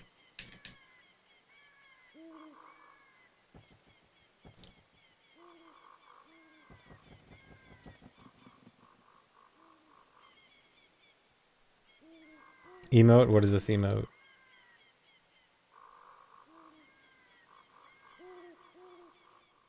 Skill issue. Just collapse lag. No, that doesn't need to be an emote. Especially not for skill. Like, skill issue is something that actually could be a real emote. But yeah, let me see the pause buffering here.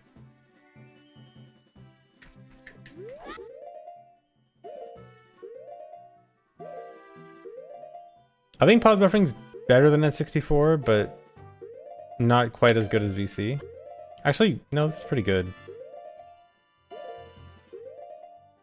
Definitely a lot faster for sure.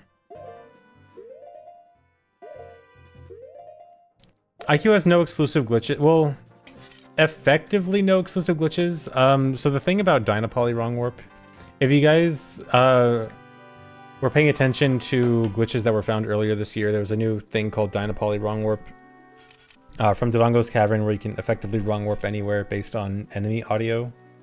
And that only works on the GameCube version and IQ because they share like a very specific memory movement. Like, memory is shifted in a specific way for those two versions. And so they are the only ones that get Dynapoly Wrong Warp. Like on a 64, buffering is going to be based on what you're looking at. Yeah, yeah. Go to stairs. I can't, no. That'll take too long. I don't have anything set up past escape. Soon, I'll do a full playthrough soon, so I can actually like get a file up on IQ. All right, but anyway, I think I'm gonna stop for now, guys. So thanks for watching. Hope you guys all enjoyed. Gonna raid. So, if you guys didn't hear the news a few days ago, I now have a 24/7 watch party channel where it just plays VODs 24/7 now. I'm not going to raid this too often. I just want to do it again just so people know in case they missed it. I'm not going to talk about it too much more after this. But just so you guys know, if you guys want VODs anytime, because I know you guys like sleeping to VODs, check out the watch party channel. But yeah, thanks for watching, guys. Hope you enjoyed. I'll see you guys later. Oh, we got some wobblies. Nice. Good way to end the stream. Ah, the classic cursed analog video that slowly fades out worse and worse. Alright, so thanks for watching, guys. Hope you enjoyed. I'll see you later. Bye-bye.